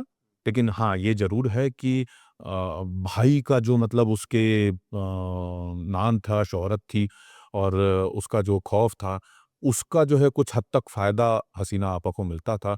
कुछ जगहों पे मांडवली करवा लिया करती थी या जो भी कुछ कर देती। बस इतना ही उसका जो है अंडरवर्ल्ड में दखल था, इससे ज़्यादा नहीं। विवेक सर, बड़ा मज़ा आया आपके साथ पॉडकास्ट करके। ऐसे ही आते रहिए पॉडकास्ट में बिल्कुल, और जब याद करेंगे आएँगे। ऐसी स्टोरी सुन मतलब जो लोग नहीं सुन पाए, ताकि अपने पॉडकास्ट के माध्यम से ऐसी स्टोरीज़ उनको बता पाएँ कि ऐसे-ऐसे लोग भी हुआ करते थे, जो अब नहीं पाए जाते हैं। अच्छा है नहीं पाए जाते वैसे तो, अच्छा है भी है। निश्चित तौर पे देखिए, लेकिन एक चीज़ बताता हूँ कि दुनिया में जब तक सभ्य लोग रहेंगे तब तक अपराधी भी रहेंगे। इनको इनको ख़त्म करना आपके लिए संभव नहीं है। तो ना हो तो बहुत अच्छी बात है, एक सभ्य और शांत सुसंस्कृत समाज बना रहे। इससे अच्छा क्या हो सकता है? Thank you so much sir. बहुत-बहुत शुक्रिया मुझे याद करने के लिए। Thank you.